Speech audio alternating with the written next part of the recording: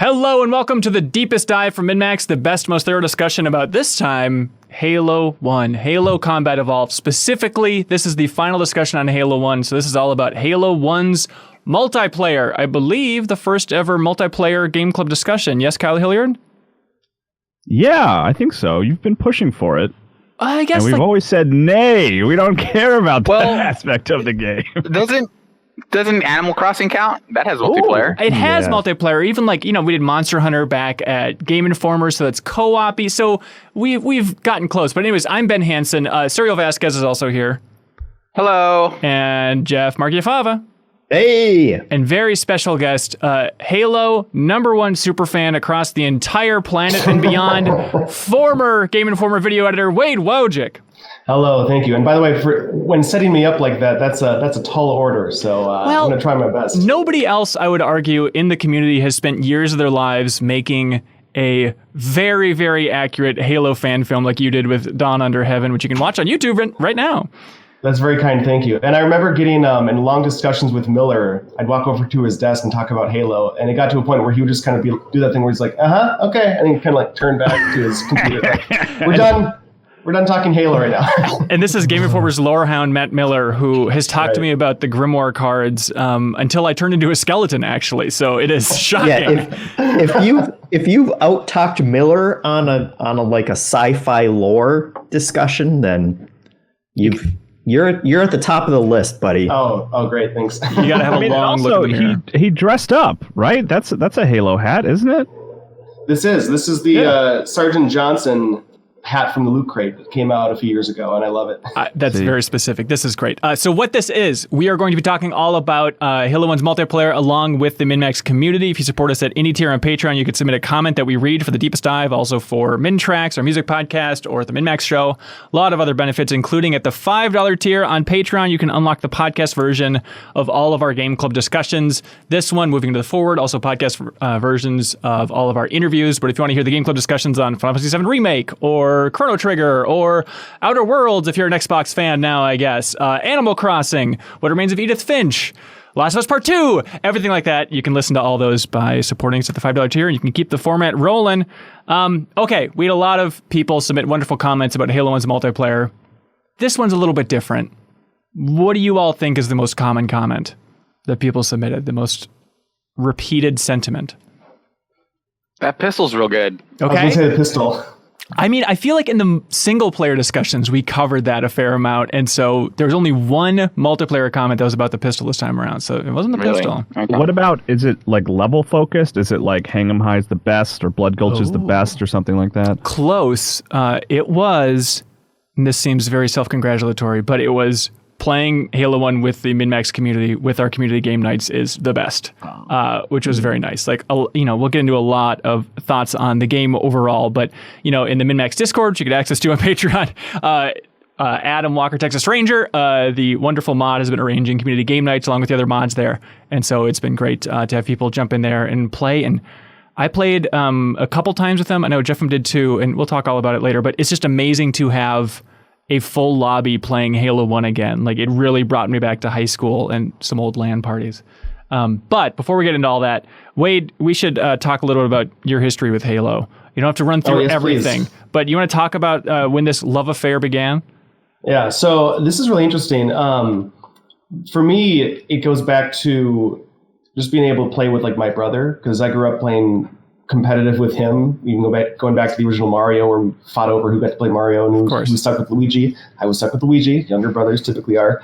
But back in 97, there was an N64 game called Top Gear Rally, Top Gear Rally, and it was this racing game. But instead of playing like a racing game, we played it sort of like a sumo demolition derby, because it had these great sort of, at the time, what I thought were innovative physics for a car that were improved upon, that improved upon games like Twisted Metal 1 and 2, and had a better suspension system. And so when Halo 1 came out with the Warthog, it was even a further, iteration on that kind of physics engine. Wait, so the first thing that hooked you was the physics of the Warthog, and then that led into a love of the lore?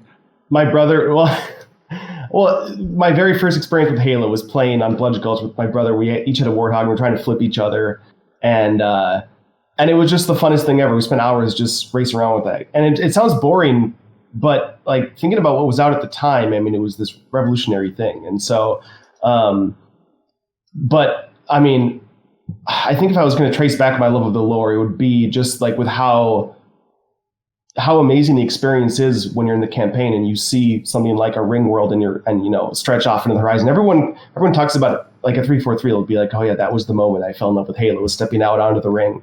And just that sense of like mystery and like deeper like purpose in the cosmos and this galactic battle that's been happening over hundreds of thousands of years. It's just really interesting. And they carry over a lot of that sort of, I don't know, sci-fi magic into the world of Destiny. Of course, that's a lot of it's not told in game. But when we were sitting in Game Informer arguing over the top 25 sci-fi games of all time, I was making a big like push for Halo, and I think it was like number 5. But I was pushing real hard just because I thought I feel like the general vibe in Game Informer was that it wasn't a great sci-fi story, but I thought it was because it just told a lot of interesting ethical dilemmas in light of like the galaxy and all these elements at play. Yeah, even Halo 1, you think? Well, yeah, just because, like, I mean, they talk about how, they set it up where it's like, okay, humans really advance with, it's the 26th century, and like there was this huge war with the Covenant, but then it like adds on another layer of like, oh, there's these mysterious artifacts in the cosmos that we don't understand. Okay, they were made by this extinct race. Oh, they were made to like combat this like galaxy-wide zombie that's going to wipe everything out. And then it's like, well, they all killed themselves rather than infest the entire galaxy. And Adam just has, interesting ethical questions. I mean, you guys have talked about before about how it has influence with like things like Alien and all these things that came before. Yeah. But it's just a really good like distillation and iteration on those things for me. Yeah. I was struck. Oh, first of all, I mean, you've listened to the Deepest Dive first 2 chunks. Is there anything you were screaming about? Anything we completely got wrong that you were? No. I mean, the community has been great for pointing those things out. And especially there was one where I commented how I thought it was cool in Halo First Strike, one of the novels, they talk about how Johnson is immune to the Flood. And so that's sort of how he survives that encounter in the game. But then someone else pointed out, well, no, actually, Joe Staten didn't like that. And so they wanted to retcon it.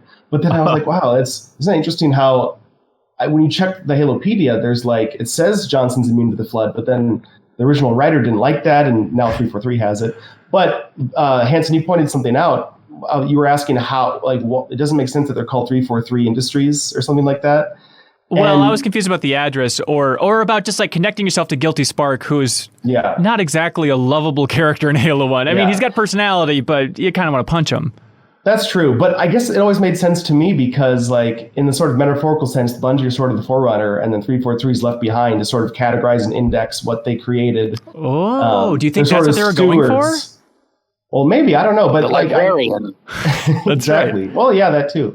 But I always saw 343 as like a sort of a steward of the game. Yeah, the series. Yeah, and so that made sense to me for sure. Before we get into multiplayer, and a lot of comments from the community here. A lot of people recommended that I check out this developer commentary of Halo 1, where it seems like it's like a highlight cut of Halo 1. And it's Jason Jones and Joe Staten and Marty O'Donnell, and giving their commentary. And I think it was recorded in like 2007 is the idea. I think that was it with like the Halo 2 Collector's Edition or something like that? I don't know what it was. Wade, do you know what that was? I watched some of it. I remember when it came out, because I remember... Yeah, it's on YouTube. Is it? Okay, this is weird, but the weird thing to me, I was like, oh... I didn't realize how important Marty O'Donnell was to this project. Like, he's the one playing, like, as they're doing the commentary. And I was always kind of impressed. I was like, oh, the sort of composer of the series is, like, as important and, like, understandably so, I think, to the whole development process, Sound director. Yeah, Sound director. But he's really integral. And it comes across, that he's one of the 3 to have those discussions, for the commentary track. It was fascinating on a number of levels. First of all, Jason Jones... quite the enigma. I've met him several times. I still think he's quite the enigma. It is like a weird recurring joke that hour-long commentary video, he just will not talk. Every time they try and be like, hey, Jason, throwing it over to you. He'll just be like, yeah, I don't remember. Okay, all right, well, we'll tap dance over here without you. It just like, it reminded me of just like, having the quietest person on mic and just constantly being frustrated. Like, just talk, please. Clearly he's a genius, and just he won't give it up. Maybe he was just so uncomfortable with the format. I'm sure he was. But the overwhelming sense that was amazing in that commentary was they laughed at this game so much. And it made me laugh thinking of people like you, Wade, who like love this game, just worship this game. You carve Halo into your chest at night. And then they're just like, it felt like, an episode of Replay or something where they're just tearing it apart, being like, that doesn't make any sense. Oh boy, this is a stupid line. Like they're laughing at line deliveries. It was amazing how disrespectful the creators can be of their own creation. Well, that almost makes you love it more, doesn't it? I think it does. I think it does, because it shows that, they're not too far up their own butts. And a lot of it was tech, because a lot of them just talking about like, oh my God, that playback. Like the reason Master Chief is so jerky is because my old mouse that I used to like record his movements was just a complete nightmare. Or just, it's maybe obvious, but just how every AI and every cutscene, that was made by playback, where they would actually control that AI, run it through with the controller or the mouse, and then like re-record everybody else. So a lot of those are like, oh my God, that Warthog, I remember crashed off screen right after the camera cut here. And so they just have such an amazing perspective. So look up that commentary with the developers if you'd like. It's really interesting. Okay. Kyle, we talked a little bit about this in our, we streamed a little bit of multiplayer with 4 of us playing. And I believe Jeff and Wade and Kyle all did very well. Congratulations. We won't mention how everybody else did. But multiple killing sprees on my part. All right, pretty good. Here we go. But you talked about it a little bit there, but you want to talk about your history with Halo 1 multiplayer? Yeah. Yeah, I mean, it's not that like unique or fascinating. Great. It's just that like I'd heard Halo was really good. Friends and I sort of, one night decided, hey, we should play this, had a really good time, and then expanded that to like landing 2 Xboxes in my house specifically. Like my brother had gone off to college, so his room was free. So I just had a permanent setup in there that was 2 TVs, 2 Xboxes with an Ethernet cable running along them. And it was like I played a lot. We played music together. So like we would play music and we'd play. And when it got too late to be playing music because we'd keep the neighborhood up, we played Halo super late into the night. And I just I remember we played so much. And I remember one morning my mom was like, what's with all the profanity? Like she wasn't mad about it or anything. She was just like, why are you guys swearing so much at like 11 o'clock at night from your brother's bedroom? Like, why is teabagging the most popular sexual maneuver these days? I don't understand these kids. You guys are standing up and sitting down all over everything. We were very respectful, but yeah, and it was just a staple for us. It was just like always, it was like all right, time to play Halo tonight, and we just we had our own lingo and had our own teams, and like this person's the best, so they need to play with that person, and like among this group of like 6 or so, and then even that extended into college for me. Was like I remember my first night of college just kind of noticing that my neighbors in the dorm next door were playing Halo, and that was like an immediate like, oh, can I come play Halo with you guys? And it was just like, it was always, I'm not even a big multiplayer guy in general. Like I don't even today like really playing competitive multiplayer games, but Halo was just this staple for me and my friends for sure. Yeah, and we talked about it a little bit in the first episode of The Deepest Dive, but yeah, I mean, it was so fun on my end. We had somebody who had like a projector and a bunch of TVs, and so had the full 16 crew from our high school playing Halo. And I think that's a recurring theme for a lot of people that wrote in, is the people that went through the effort to get that LAN party rolling for Halo were like, this is the best thing. Wade, did you play LAN or just split screen? I didn't do LAN until Halo 2. Okay. Because I think when it came out, I was like 13 or something. So I didn't play Halo right when it came out, but I got into Halo, I think, right when Halo 2 came out. And that was like a weekly thing. Like we would LAN every Thursday at my friend's house, and it was just 2 Xboxes, maybe 3. But like, again, like for back in like early 2000s, that was such a huge deal compared to what had come before. Yeah, I mean, you could maybe like have 4 players split screen on N64, but nothing like this. I had a buddy. This wasn't the case at my college because it was all Wi-Fi, but my friend Alan went to Winthrop, and he told me that the way the campus worked is you could just plug an Xbox into the Ethernet port and just see other people playing Halo. Like it was like the closest to playing Halo online that existed at the time, just because it was one big network, and Halo just happened to like agree with that network really well. Yeah, absolutely. I think that was my case because, I went to college in 2005. But I remember there was a moment where it's like, oh my God, all of us at the University of Minnesota, let's play Halo 1. And, Halo 2 was out at that point, but it was still like, let's go back to Halo 1, please, because it's the one I know. And I think we were able to do that too, because I remember having a weird revival where we were able to play some more Halo 1 in the dorms, and it was just the best. Cool. But in my mind, it's like, oh, this retro game. It's like, it was 4 years. Like, it's no big deal whatsoever to have this deep cut callback. Crypto Zookeeper submitted a comment on Patreon asking, does anyone else remember downloading a mod that would trick their Xbox into thinking it was on a LAN when it was really connected to a functional, unofficial online multiplayer server? I remember feeling so smart figuring this out back in the day, and it was truly a first taste of what Xbox Live would bring with future games. I've always been confused about this, but I'm so glad that Crypto Zookeeper wrote in about it, because, yeah, I mean, in that era in high school, a lot of my friends were very into modding their Xboxes. There's always like this big rumored thing about like, oh, you got to take your Xbox to these people and they can do a soft mod or a hard mod. Piracy isn't the greatest thing. And I apologize to everybody at Bungie. But it was a huge deal for us in high school. I was like, well, yeah, of course I want a bunch of Super Nintendo games on my Xbox. And I remember it would always be like one step out of my grasp for how they were doing this. And I remember at some point, my friend Trevor had an Xbox where he was able to play Halo 1 online on the Xbox. And I could not figure out how he was doing it. And I think he even downloaded like weird versions of levels. I remember there's like a tweaked version of Damnation where it's like a lot taller. This is my memory. Maybe it's completely insane. But I'm glad Crypto Zookeeper outlined a little bit here. So it's a matter of tricking the Xbox into thinking it was on a LAN when it was just an online multiplayer server. So it's just weird homebrew bashing stuff together before Halo 2 came around and said, oh, here's an actual official platform to play this thing the way you want to play it. It's crazy. Radiant Spec wrote in and said, Halo 1 on PC was the first time I discovered modded game servers. I would meet my best friend every day after school on one of the 3 to 4 servers we frequented. One spawned us on Death Island, which is that PC map, with weapons that fired Scorpion tank rounds, and we had a blast launching each other across the map. It would pave the way for a future love of Halo 3 Forge custom games and other janky games like DayZ, Arma Mod, and Gary's Mod. And then Chris H. responded and said, I love the Flying Warthog servers. Like, that old Halo 1 PC scene, I want to know more about that. It sounds fascinating because there's also a big thing about it was connected to GameSpy tech, and then when that went down, there's an outcry, but then like the community revived it in 2014. I don't know if it's still able to be up and running because people are able to disconnect it from the GameSpy tech that shut down. Let's see. I guess, I mean, how much Halo 1 multiplayer did we go back and play in the current age? Suriel, how much have you played?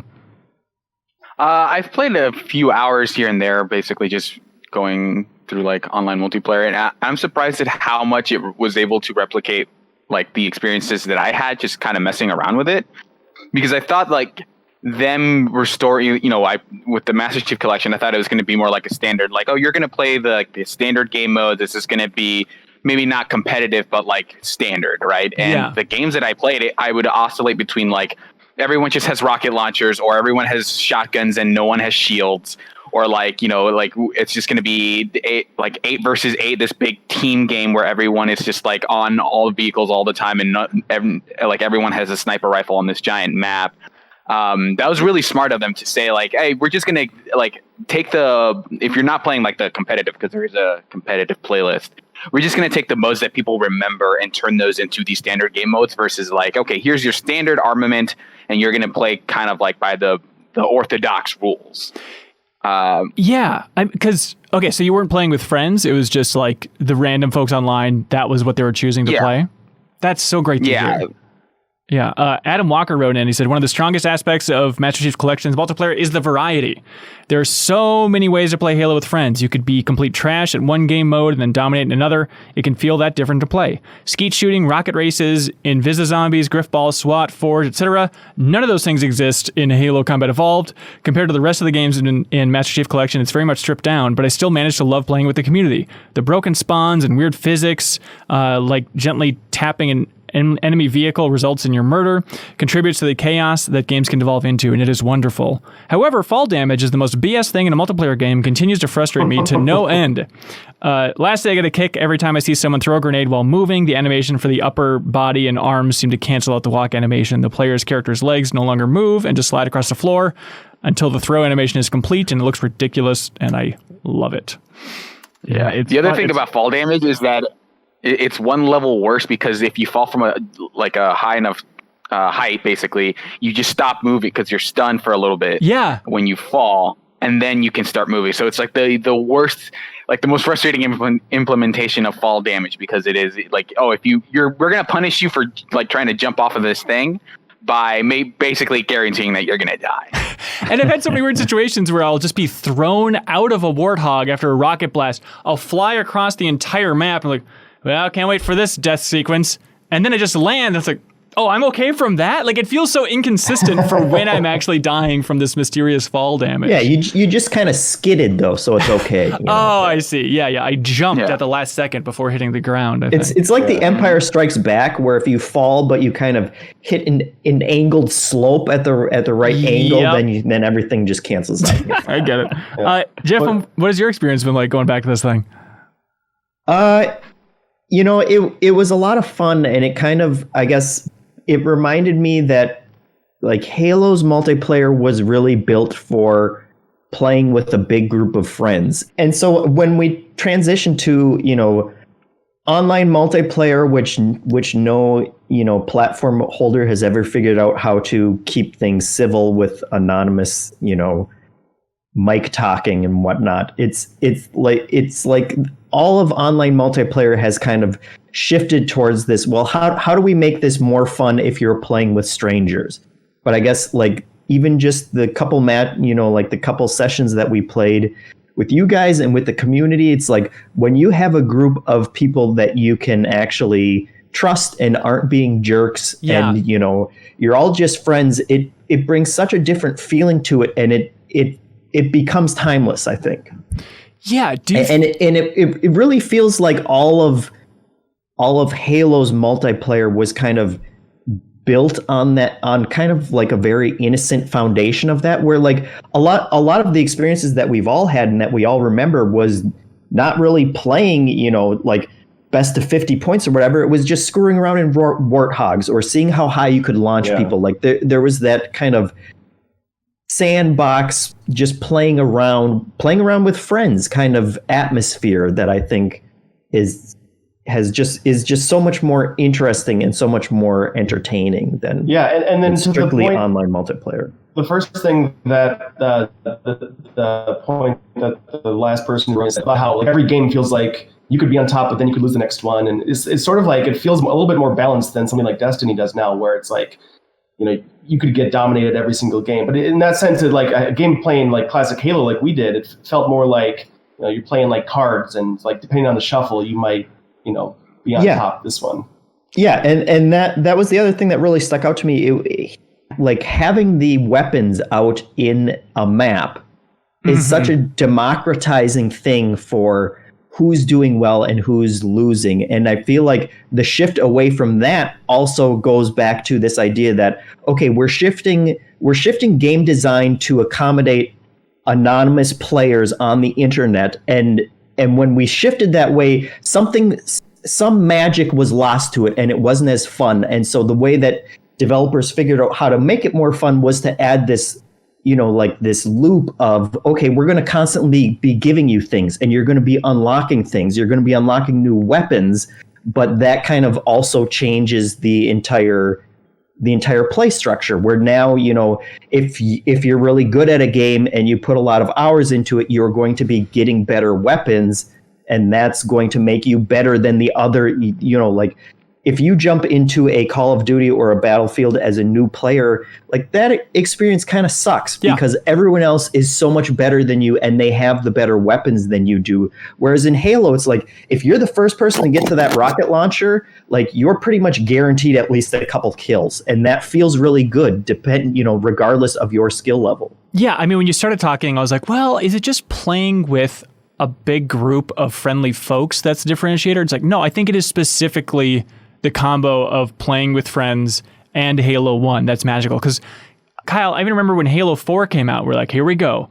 Halo multiplayer. We all went over to your house, and it was like Tim Turi and folks from Game Informer, and then we sat there, and I was like, okay. After like an hour, I feel like we got it. And it was not your hosting. We switched to Left 4 Dead 2 before the end of the night. Yeah, it was just like, this isn't it. This isn't what I wanted from Halo multiplayer, which is just the silliness of a Halo 1, Yeah.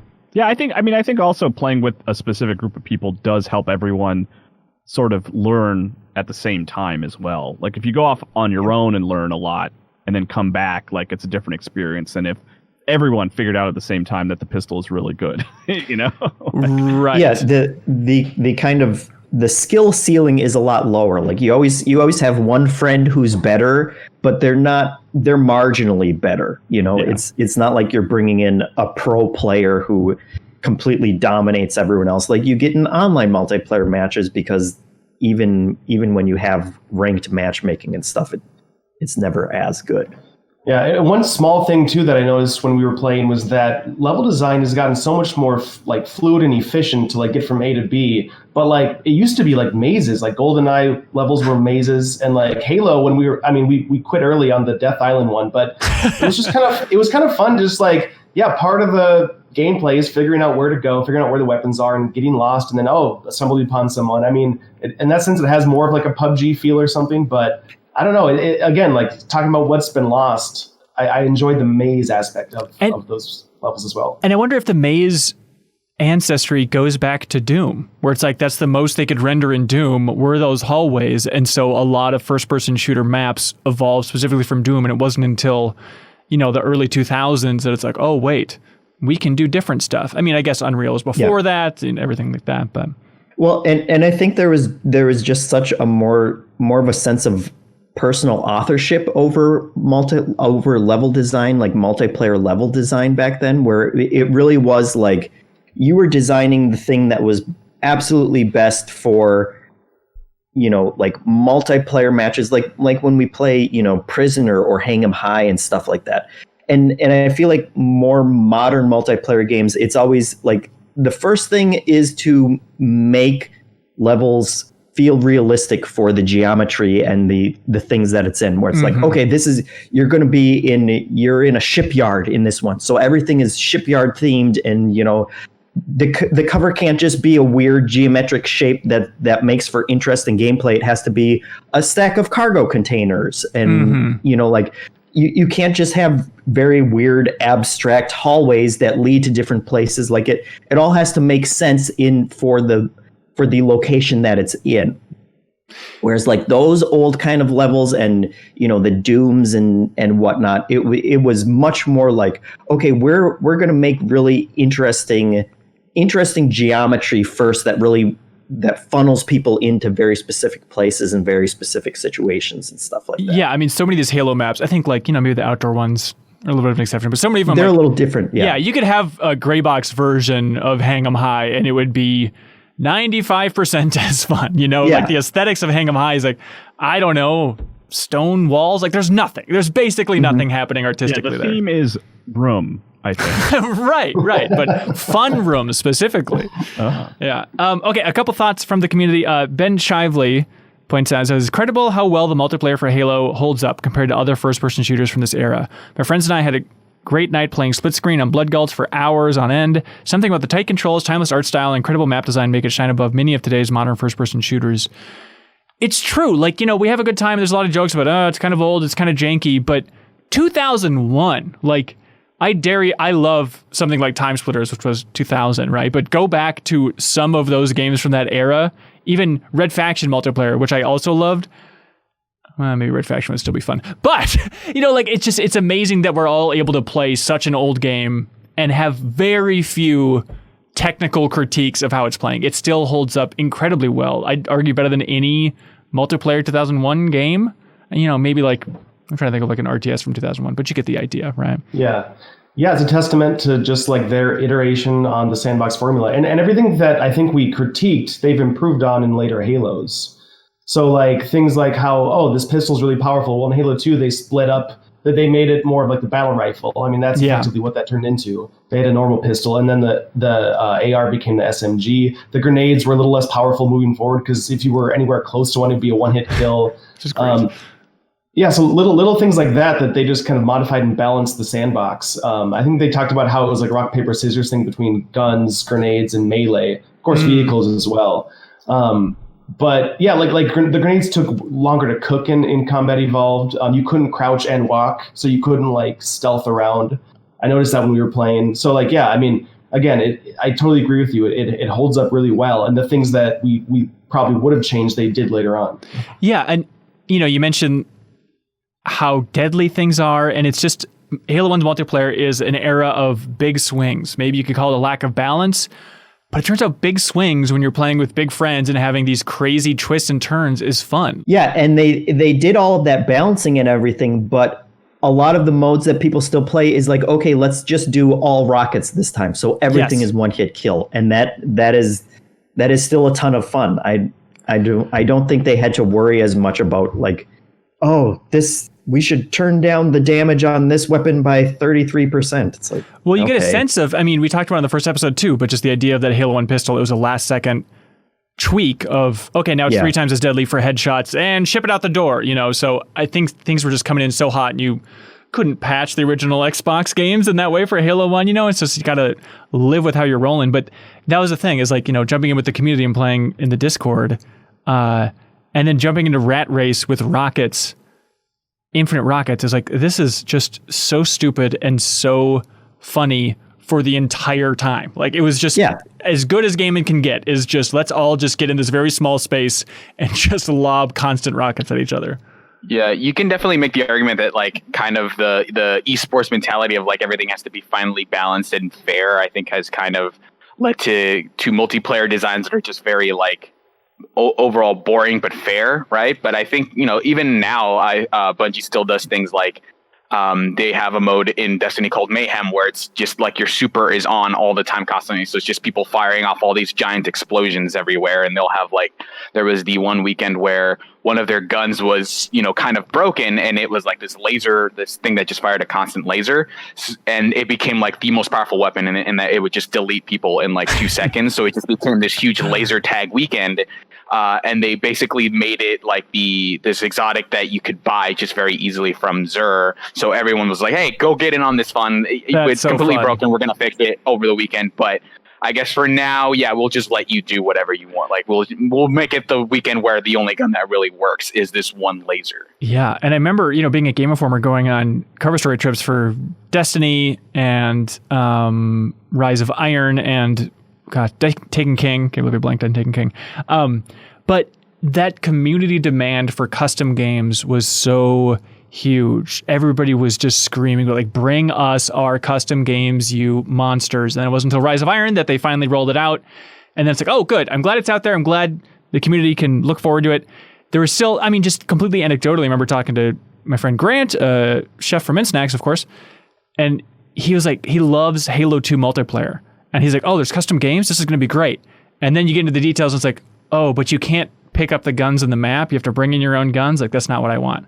I want the ability to play a custom private game of Destiny where the guns are on the ground. It's like, it's not going to be Halo anymore. But I wish there was that option, because just that small tweak, I think, in a custom game of Destiny would be a really fun addition. That would be really hard to do with Destiny, just because you'd have to specify like what guns you want and which of those, because like I want rocket launchers. Well, there's like 100 rocket launchers in Destiny. Well, so just pick one. What's the difference? Just pick a good one.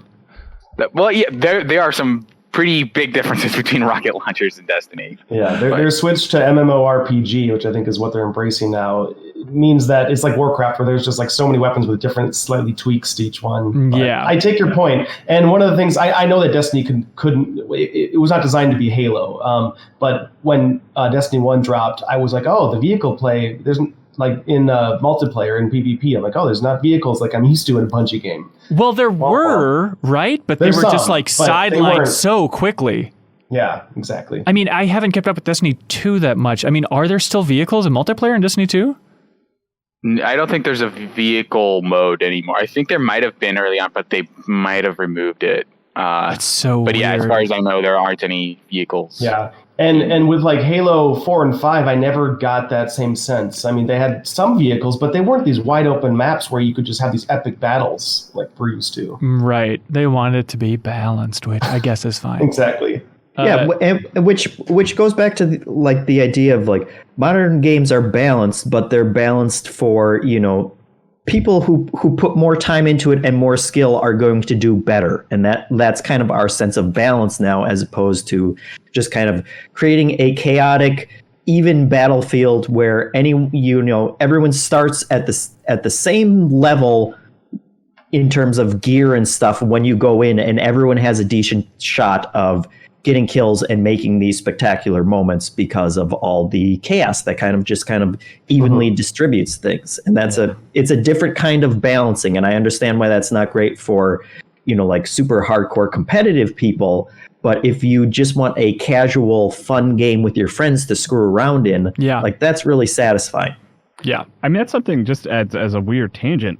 Sakurai with Smash Brothers, something that he talks about occasionally. Like, he's very good with, turning the dials on characters and damage outputs and stuff like that. But like, he has even stated, like, it's important that there be at least a little bit of imbalance, because that just makes it more fun. Like, it's okay that these characters are not perfect, because you need that. And there's like, I feel like with Halo, like they're getting away from that more and more. Like, they're less confident about letting things be a little off to be more fun. You know what I mean? Yeah. Wade, what did you think of Halo 5's multiplayer? What's the status of that? So so we checked that out at Game Informer when the beta was out. Kyle, I think, were you there with me down recording? And it's funny because Jeff was actually talking about the simplicity of the Halo 1 levels. Yeah. And Halo 5 did try to do something like that, because they had the esports mode that was like, this is just a level that is meant to look like a football field, basically. Right. And so, like, I was a big fan of all the changes they made to make it a little bit more kind of fluid, esporty balance. And that was a lot of fun. And, even playing it, because I played multiplayer quite a bit on Halo 5. And, like, things like they added a sort of pseudo end down sights and then, like, the little, like, juke rocket thing. But besides that, I think they had sprint too. But besides that, there weren't too many changes from the formula. And so I had fun. But again, it wasn't that, I'm going to sit down with, 7 friends and we're just going to have 4v4s all night. I never got to that level.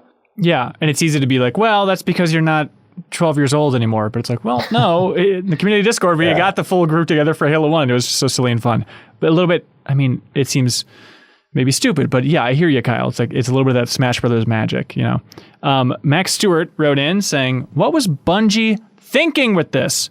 I can't believe such a non-competitively viable game was ever released. The game has broken respawns, broken weapons, broken map design, and worst of all, it's actually really fun. There's something refreshing about playing a multiplayer first-person shooter that hasn't been polished into a fine diamond and instead has plenty of jank and feels like you can do far more with the engine than its more contemporary counterparts. My question is, what happened to the good old days? They're gone. Donnie wrote in saying, complain too much when it gets unfair. Right. Yeah. I think the other thing is that, because I think one of the reasons that they do kind of like are so adamant about tweaking stuff all the time is because there's more of an expectation that you're going to stick with this and like play it online and invest overall versus like, something like Halo lands where you play it for a few nights and then you're like, okay, well, it's the weekend's over, so we all have to go back to work or whatever, or school. Right. And so you don't play it for a while versus the idea that, if you hop on and you're playing every night, like, I wonder what, like, if we were to play this like every weekend, how long it would take before we kind of tapered off versus something like, Destiny, where people are still playing that mode every day. So I wonder like what the investment is between like, like the Halo 1 multiplayer is good for like a couple of weekends where you are playing it like nonstop, and then you kind of take a break for a while. Like, that's not how developers approach investment now. It's a thing where it's like you want to hop on every day and play it regularly, right? So I think that the balance is more tweaked towards those players versus the people who play for a few weekends when they can get a group together. And I think they try and put those hooks a little bit in Master Chief Collection. Like, they have cosmetics and unlockables, like, change the visor or change, the way that the warthogs and vehicles look, which is great. I went in there and everything was locked out. I don't even know. Does anybody know how you unlock that stuff? Is it just by playing? Probably by playing, I would guess. Playing? What is that? I wasn't able to unlock anything that I saw. But they had a warthog that was like Jurassic Park skinned.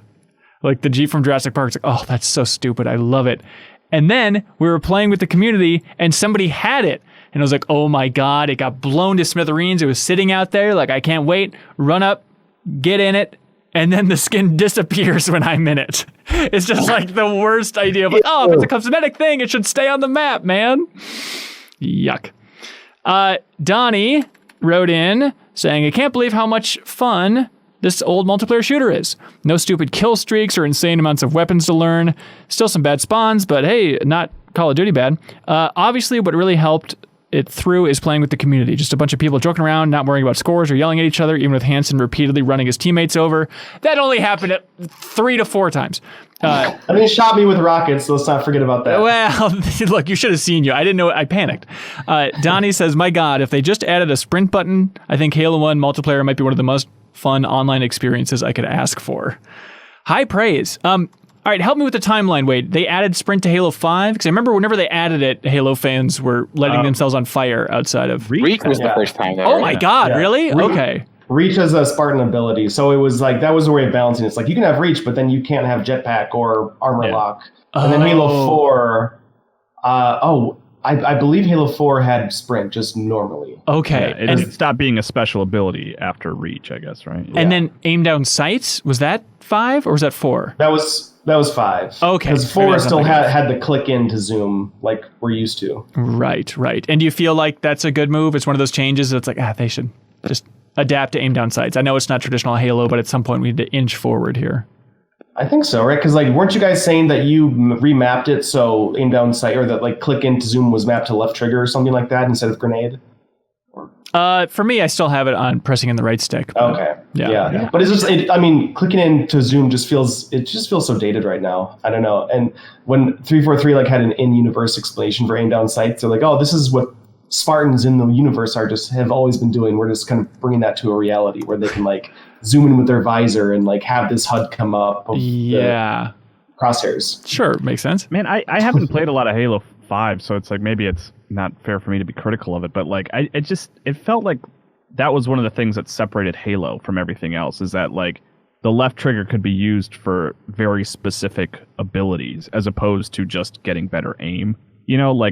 I love having melee on the left trigger or grenades on the left trigger because it's just another piece of your arsenal, rather than having the left trigger be something that accentuates the shooting. You know what I mean? Yeah, that's a good point.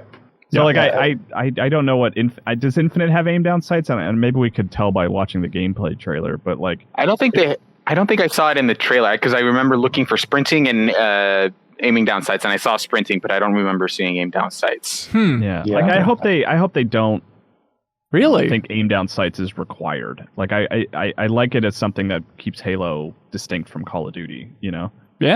And I think they can pull it off. I think now, especially after Doom 2016 kind of showed that you can make a good game that doesn't push you to do that. And I would argue they did it in 2001, Serial.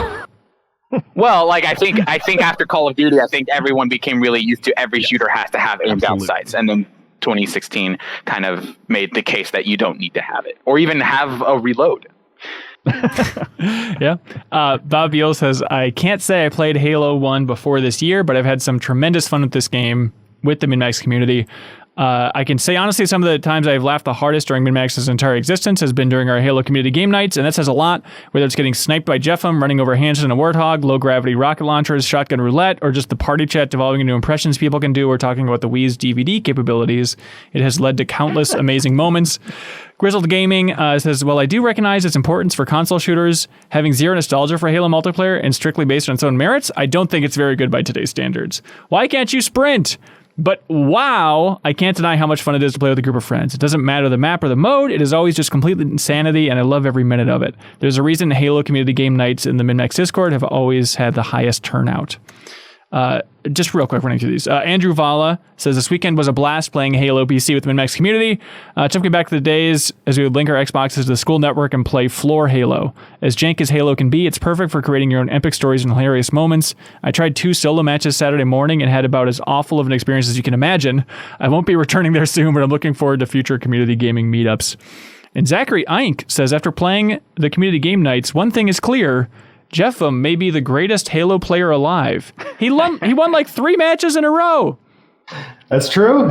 Yeah, I was very surprised by that. I was like, am I good at Halo? I was not expecting that either. Concentrating and not talking, that's like your secret ability. Yeah. Yeah, that's not fair at all. The rest of us are you being have clowns. to do a bit at some point if you're playing Halo with people at some point. You have to develop some sort of impression or some sort of joke that gets old immediately, but you keep using it. Or at least have a dog with a squeaky toy in the background. That's good. Somebody in the community. Yeah, it's like, it's fun playing with that big of a group. My mom was talking to me.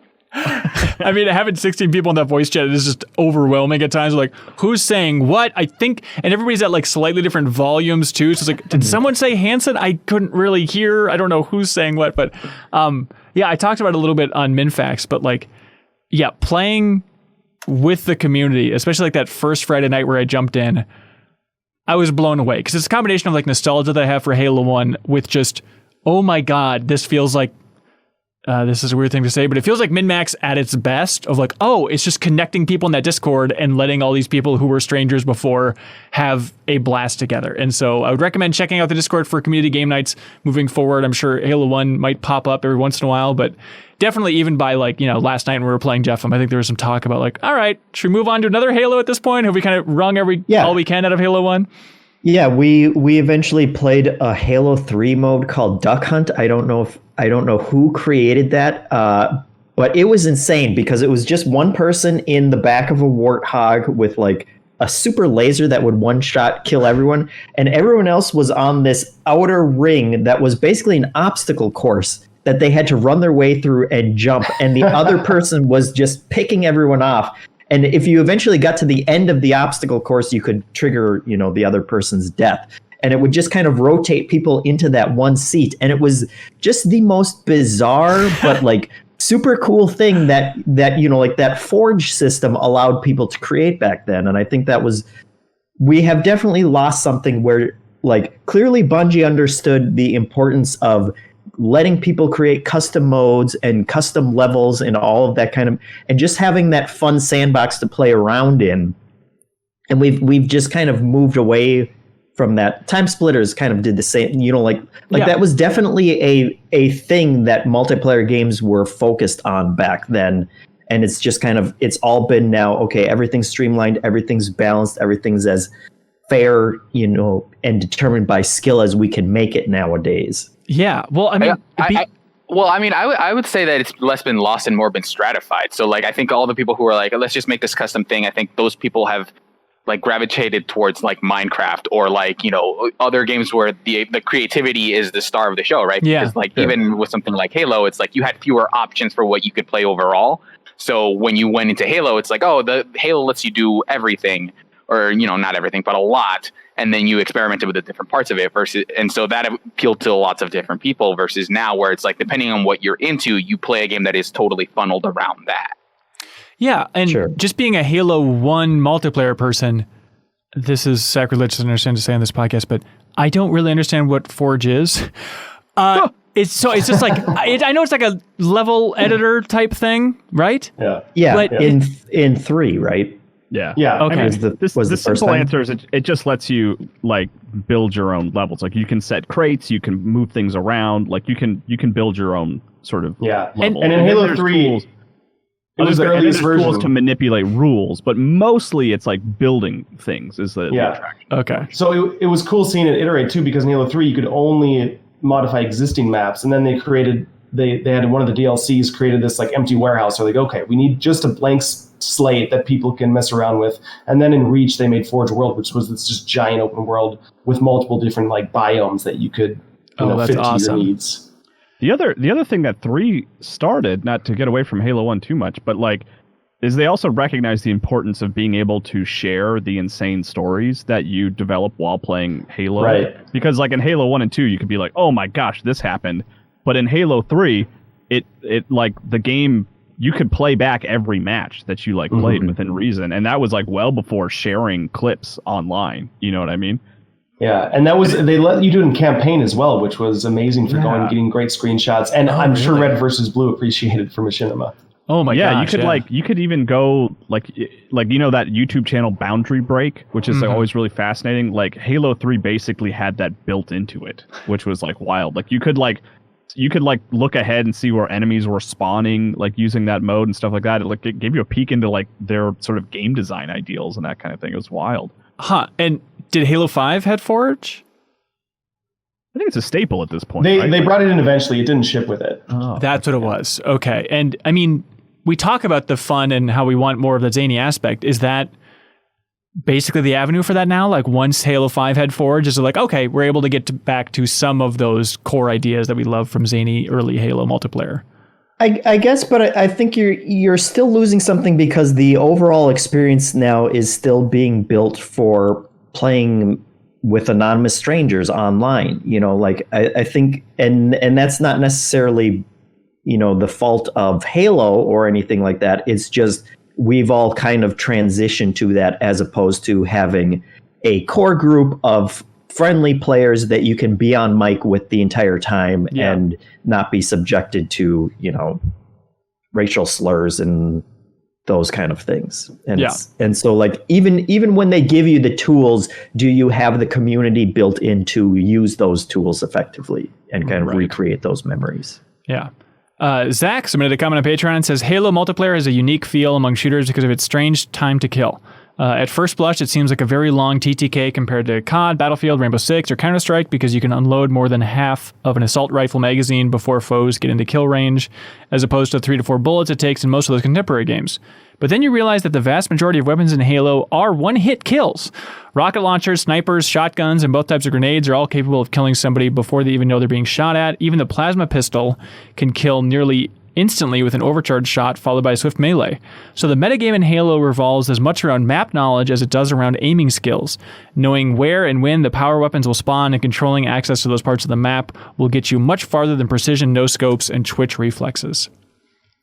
I think that's very well said, Zach. I also think that like the assault rifle might have just not been very good in Halo 1 because I like the few matches where it was just like the standard here's your assault rifle and pistol, like everyone just immediately switched to pistol. Oh yeah. Because the assault rifle felt so weak by comparison, even compared to, again, the pistol, which is usually like your last resort weapon.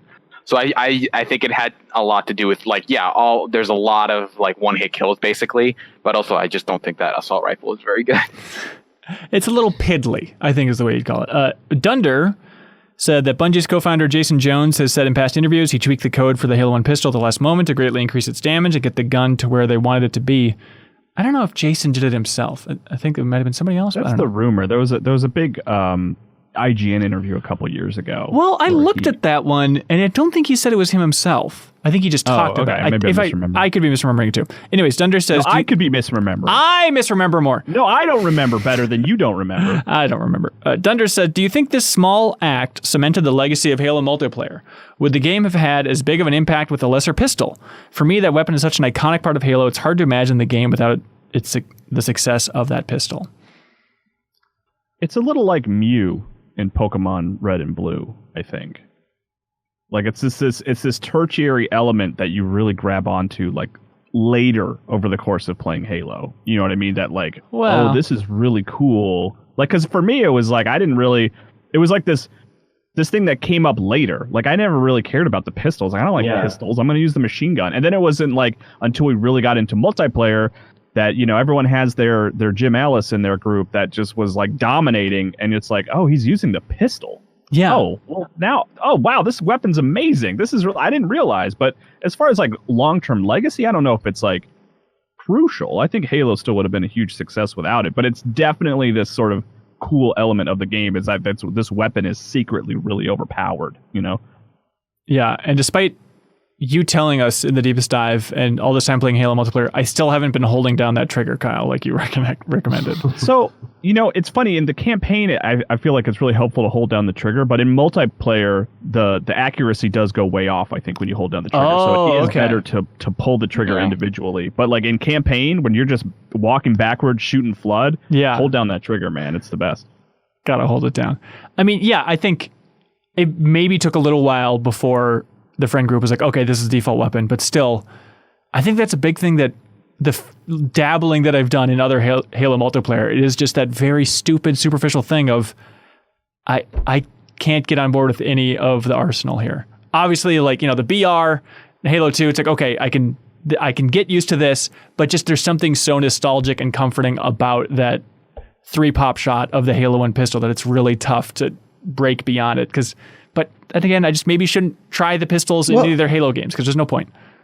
Yeah, but I mean, it's like that with so many of the weapons where it just feels really good when you find a shotgun or when you get the sniper rifle or the rocket launcher. Like, I think that is an important component of the overall success where, like, every match, everyone's starting on an even playing field, and when you get, as long as it's not a needler, if you're finding another weapon, it's like, oh, awesome, I have this weapon now. Like, I got a good shot. And, and as soon as you die, that frustration is alleviated so quickly as soon as you find another weapon. And it's like, all right, I got the pistol again. Like, I'm going to dominate again, By the way, Hanson, could you put an asterisk in the YouTube description of this video that's like all positivity directed towards the Halo weaponry? Like, that does not towards the Needler. The Needler is the exception towards any positivity thing. That okay. Yeah, no problem, man. Ben Fitter writes in, says, what are the cohort playstyles in terms of weapon selection? Do you try to make the most out of the weapons you spawn with, or do you camp with power weapons? Which weapon do you feel the most confident with? I think even though, you're probably right that it's not that great serial, like it's still like that combo in my mind of the pistol and the assault rifle that I will feel most confident in. Yeah, I stuck with the pistol for most of the rounds that I played, but I think I played so many like variety modes with like rocket launchers and shotguns and sniper rifles and stuff that I wasn't in a position to choose really most of the time. So I didn't usually get, like, for the weapon spawns, I usually didn't go for those. I usually went with whatever I had on me. Yeah.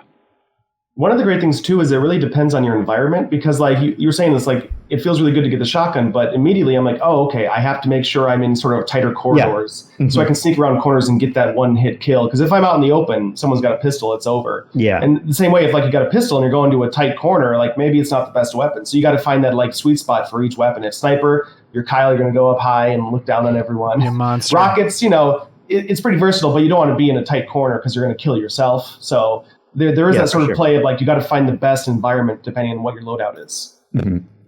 Yeah. Flaming Case. Because, like, I really leaned on snipers when we played together as a group, but, like, in online multiplayer, it's just, like, a waste of time. I'm so bad with the sniper. I don't know. Yeah. What was your experience? Just walk slow, I guess. What was your experience playing online, Kyle? Because I know you were streaming it on your own Twitch account there. Yeah, I mean, I just went kind of random online, just like throw me into whatever matches come up, which I enjoyed. I guess the one downside is, like, occasionally I would get thrown into a Gearbox map, which was, like, fine. It's not like those maps are necessarily bad. It's just like I don't have any nostalgia for them. But yeah, it's so funny. The big takeaway for me is, like, I always liked shields. I like that longer sort of the term TTK, right? Time to kill. Like, I like that. I like having the radar because the radar kind of, like, keeps you finding people. I don't like just spending a lot of time in multiplayer walking around being like, where is there someone I can kill? But, like, I feel like everyone's favorite custom mode is, like, no shields, no radar. That's like what we want. And you start with a pistol and there's shotguns on the ground. Let's keep that speed up, And I did have fun in those matches, but, like, it is funny how, like, those core elements of the game, shield and radar, like, everyone tries to get rid of as quickly as they can when it comes to multiplayer. I think radar for me depends on the mode. I think that there are, like, if everyone has shotguns, I think it's a little more fun to not have radar because then what ends up happening is people will just sit behind a corner basically because the radar is motion tracked. So they'll just camp in one corner and wait for, like, their radar to show them that someone is walking by, and then they'll shoot them. So they have, like, this weird advantage by playing in a way that I don't think is very fun. Versus if no one has radar, you can't expect that to be the case. You're kind of hoping that you can react faster when someone turns that corner. So, like, but for, like, something like sniper rifles, I think it's fine to have the radar and, like, most other standard modes. Yeah. Ben Fitter says, playing multiplayer throughout the Halo franchise, I've learned to spend about half my time looking at the radar even when I'm not shooting. It got me thinking recently, does Halo have the best radar in any FPS? In any game, period? It's extremely simple and quickly conveys all the necessary info without taking up much real estate on the screen. Good guys are yellow, bad guys are red, small dots are regular enemies, big dots are vehicles. It shows which are in your cone of vision and which aren't. It would be OP, but you can sneak past undetected by crouching. By designing it this way, it encourages stealth as an option in multiplayer, which can be hard to come by in other shooters. The only thing it's missing in Combat Evolved is the ability to differentiate between enemies that are on your level versus ones above or below you, which was added in Reach. In comparison, I was recently playing Destiny 2, and I think the radar is noticeably worse. It is much less precise, doesn't show your cone of vision, and you can't completely avoid it by crouching. All of these really made me appreciate that little blue circle in the bottom left even more when jumping back into Halo. Although I just booted up the Master Chief Collection and noticed that the radar isn't blue anymore. I wonder why they changed it. The rest of the HUD is still blue. I don't know. See, I think that the Destiny 2 radar definitely gives you less information, but I don't know that that's always a bad thing because it does prevent that thing I was mentioning of like, oh yeah, just wait for like the radar will tell you when you should shoot basically. And in Destiny, that info is a little bit more obfuscated, but that's the purpose of that isn't to like make the radar worse. It's to make it so that you can't just rely on it 100%. Right. So I think in terms of like how effective is the radar, then I think, yes, it's in Halo it's more effective. But I don't necessarily think that that's always a good thing. So like, I totally get where he's coming from. But like, yeah, I think it depends on what you're trying to do with the radar. Yeah. Kyle, you mentioned the Gearbox Weapons, or like the maps, at least the Gearbox editions. I love the idea that you can still turn it off in Master Chief Collection. You can go to classic weapons, so it doesn't have the fuel rod or the flamethrower. Oh, you can. You can, because it's nice. Flamethrower. Yeah, I mean, yeah, it's just a wall of fire in front of you. And then the fuel rod, everybody picks it up. It's I like, what don't really this? like flamethrowers in any game. Like, I don't know. It's like it's just not a fun action to me. Not even Last of Us Part 2? Yeah, come on, Last of Us Part 2, that flamethrower is no joke. I'd rather shoot something in the head. It's a big part of the game. I don't know. I think we all agreed that the flamethrower is the most innovative thing that game does. How dare you? Flaming Cases says my go-to weapon in Halo will always be the rocket Flaming launcher. Case so likes flamethrowers. No, he likes the rocket launcher. The speed of the rocket, the explosion radius, and the satisfying reload animation make it all a good time. The limited ammo for it also keeps it fair. Yeah, the reload Also, time the on the rockets say flamethrower. Spanker, which is fun. What's that? The rockets say Spanker, which is fun. Do they really? Yeah, takes all kinds. Wade gets it. Cade Mead. I feel like we've gotten into this before. I'd like to throw in that I grew up pretty much only playing multiplayer games at a friend's house, and we agreed if you weren't screen peeking, you deserve to lose. All right. My other potentially hot take is that adding sprint and Call of Duty style controls help bleed out the ability to compete with Call of Duty in the long run. Moon jumps and no sprinting made Halo feel like an entirely different, unique beast. The moon jumps is an interesting thing. I mean, there is a fun math to do, especially with that rocket launcher of like, all right, I'm seeing somebody jumping. I know exactly where they're going to be landing, and it's going to take them exactly this long. Like, it's such a fun, satisfying. Why don't you put on these shoes, baby? Yeah.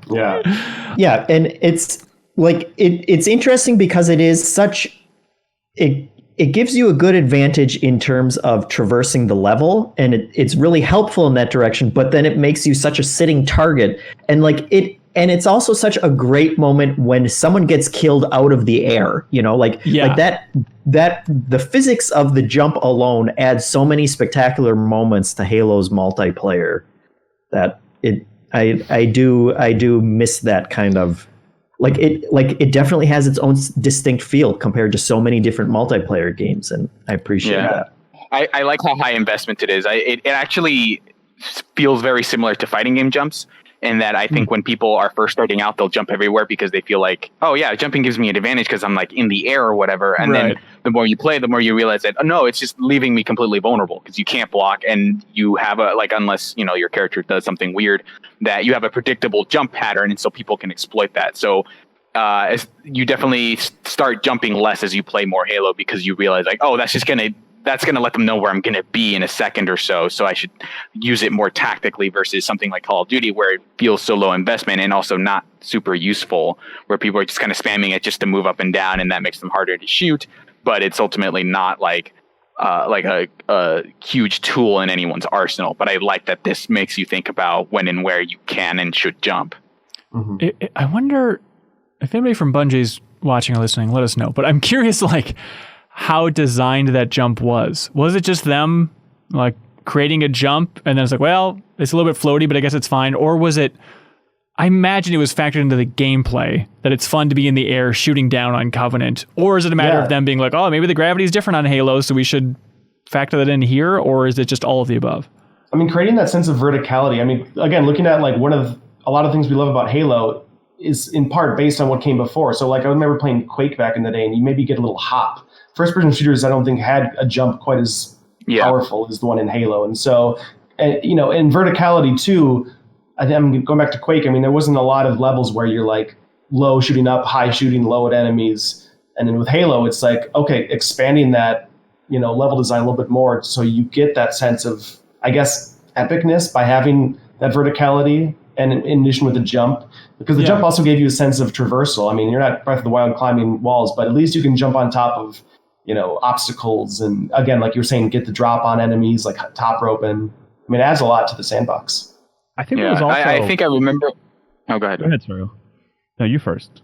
I think it's easy to, like, when you compare it to Call of Duty, to think that, like, Halo's jump is more, like, quote-unquote retro or arcadey. But, yeah, I think what Wade said was right in that, like, even, like, I was playing Half-Life recently, and even that jump is more horizontal than vertical, in that it's kind of like this weird leap forward where you're just kind of using it to cross gaps, but there's not a ton of verticality to it.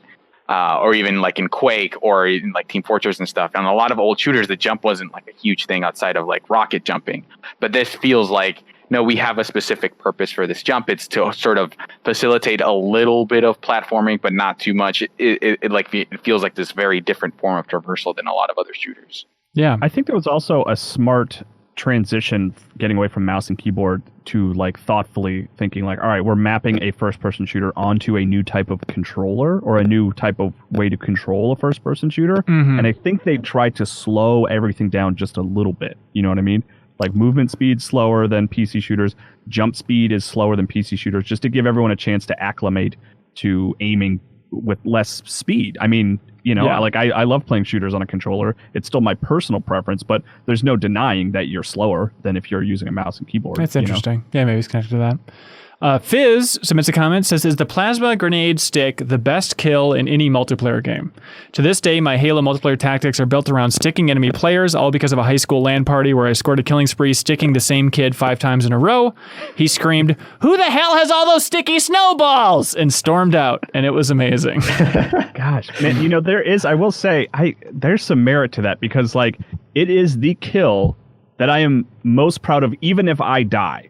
If I die and I stuck someone, it is still, you still win that round. You know what I mean? Like, you still are the winner in that confrontation there. Yeah, I mean, it is the difficulty of landing it, and also I have killed you, but you're not dead yet, which is just so satisfying that you don't get from other games. Yeah, and then in like the sound design too, I think in Halo 3 they really perfected the sort of like charge up sound, the stick and then like that anticipation of what's to come. Really the best is when you get stuck in like the shoulder or the chest, so you just see like the blue flame in your field of view, and you're like, like trying to wipe it off your chest. It's like fire extinguisher. I'm dead. I gotta tell my wife I love her. Like, I don't know. Do you think that? Hold on, I'm texting my wife before I die.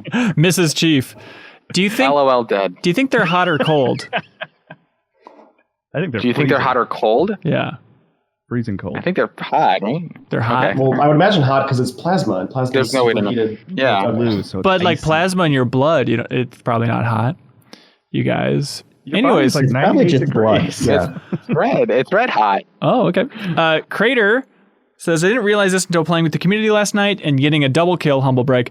But the announcer voice in Halo multiplayer is really iconic to me. Hearing that disembodied voice say double kill brought me right back to high school again. It wasn't obvious to me until I heard it again and had that rush of nostalgia hit me, but I think that Halo announcer voice might be as iconic to me as a Super Smash Bros. Announcer voice. More so for me because it congratulates you so much more. Like, the more that guy talks to you, like, the higher on cloud 9 you are. You know what I mean? I'm proud of you, Kyle. Yeah. Well, he like ramps up his enthusiasm. Yeah, like unfrickin' believable in like later Halo games. Like they really ramp up. He says Kilimanjaro, I think, like in Halo 3, right? Yeah. At least that's the rumor. I never got it. Well, I mean, you got, we like Ike and the crowd chants in Smash. They're congratulating you in their own way. Those are for Ike, not for you. This is for you. No one plays Ike. But then when you fall, he just says failure, and that makes you feel bad. Yeah. I'm actually working. It's also weird when the Halo guy says break the targets, which is very weird. I've been working on a small screenplay. I'm only like 100 pages in, but it's actually just a two-hander, I should say, and it's between the Halo announcer and the Smash announcer. Suriel, I think I handed you some drafts of that script. I don't know if you want to take a pass at it. Yeah, so it says Slayer followed by complete. A new record. Game over. Is there a special guest appearance by the beeping noise before the start of a Halo 1 match? That's how it starts. Yeah, that's how that's just a black screen and then that. Scarlett Johansson is the beeping. Yeah, you specifically say that in the script. Is there a cameo by the episode 1 pod racer announcer? It's a new lap record. That's right. Greg Proops. That's the post-credits, actually. That's great. Then it's the F-Zero GX guy also saying, "You're going the wrong way!" And then they also, at the very end, it's a little surprise cameo. It's the announcer from Pokemon Stadium going, "Oh, is he down and out?" And then you have to stay tuned to part 2 to find out. Yeah. This is a watch later that we need to suggest Leo. Announcer Battle Royale? Yes. Leo, are you watching this? Please get on it. Cade Mead said, having never played the Halo 1 multiplayer before, I wasn't aware hijacking vehicles wasn't added until Halo 2. It was annoying in the campaign, but even more so against human players that know what they're doing. Luckily, there aren't too many vehicles on the maps in Halo 1. Yeah, I mean, hijacking vehicles, I guess I remember that from playing a little bit of Halo 2 multiplayer, but it was funny, even the community being like, what do you mean you can't hijack vehicles in this one? It seems so bizarre. Yeah. Getting pulled out of a Banshee in Halo 2, just like your leg, just is like the best and the worst at the same time. I had just seen, there's this YouTube channel called The Act Man who talked to Hardy the Bell, the lead designer of the Combat Evolved multiplayer, who said that Bungie saw GTA Vice City and were so like enthralled by the vehicle jacking they put it in Halo 2. Oh, of course. I never thought of that connection. That's fun. Dunder, who's very good at Halo Wheeler, not like Jeffem level good, but up there. Dunder wrote in and said, are you getting humiliated in Hang 'em High on the wrong end of a bloodbath in Blood Gulch? Well, then follow these advanced tips from a seasoned Spartan to take your Halo multiplayer skills to the next level. Number 1, human weapons like the pistol, rocket launcher, assault rifle can be reloaded while actively using another gun. Rapidly hit the reload, switch weapon buttons, XXY, to pull it off. I did not know that. Number 2, that's not designed, I would imagine, right? I would not think so. Probably not. Number 2, items such as invisibility, overshield, and power weapons spawn on a timer. For example, on Hang 'em High, the invisibility spawns exactly every minute, and the rockets respawn every 2 minutes. Back during dorm life, my buddies and I would set a kitchen timer as soon as the match started and grab power-ups as they respawned. And number 3, the physics... That's not allowed in competitive play. No oven, no egg timers. Number 3, the physics of the game allowed for a well-placed grenade to knock a power-up or weapon off a ledge to a new area. This can help turn the tides if you aren't holding the high ground. Thank you. Thank you so much, Dunder. Jeroen writes in and says, multiplayer is the most fun I've had playing this game. It's hard not to have fun playing with the good people of the MinMax community. Thank you. The one thing that I feel is most important to multiplayer and what kept it interesting for me is just how fast the respawn timer is. Even if you spawn right in front of someone that immediately kills you, it only takes a few seconds before you're back in the game again. This may actually be the fastest respawn timer I've experienced in any multiplayer. Ben Fitter, however, says, had a blast going back to Halo and multiplayer, but one thing stuck out to me. Oh, never mind. The respawn timer, you can adjust that. Right? I think so. In Master Chief Collection? Yeah. Different modes have different timers, yeah. But it is nice when it's super quick. Yeah. Yeah. We played Capture the Flag with like limited lives, and once you die, which I might have experienced, that like game overview camera sucks. It's like super close-up isometric, but like aiming at the ground so you can watch the match, but it's just the worst perspective imaginable. Well, you can switch to other characters, though.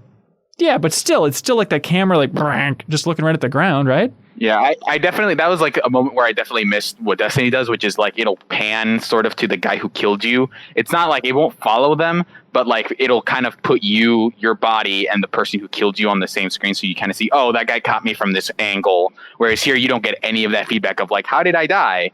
Yeah. So it just feels like, oh, I just...